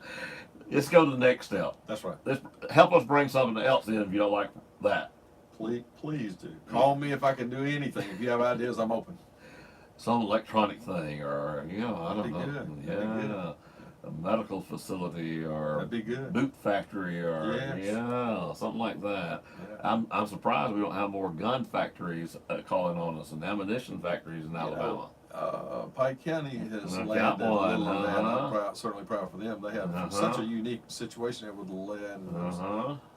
You never know what's going to fall in place, so we just keep working. That is fine. Well, Greg, thank you for being out today and being very candid. Thank you. Thank you, buddy. Appreciate it. 2019 Hall of Fame. Applications were making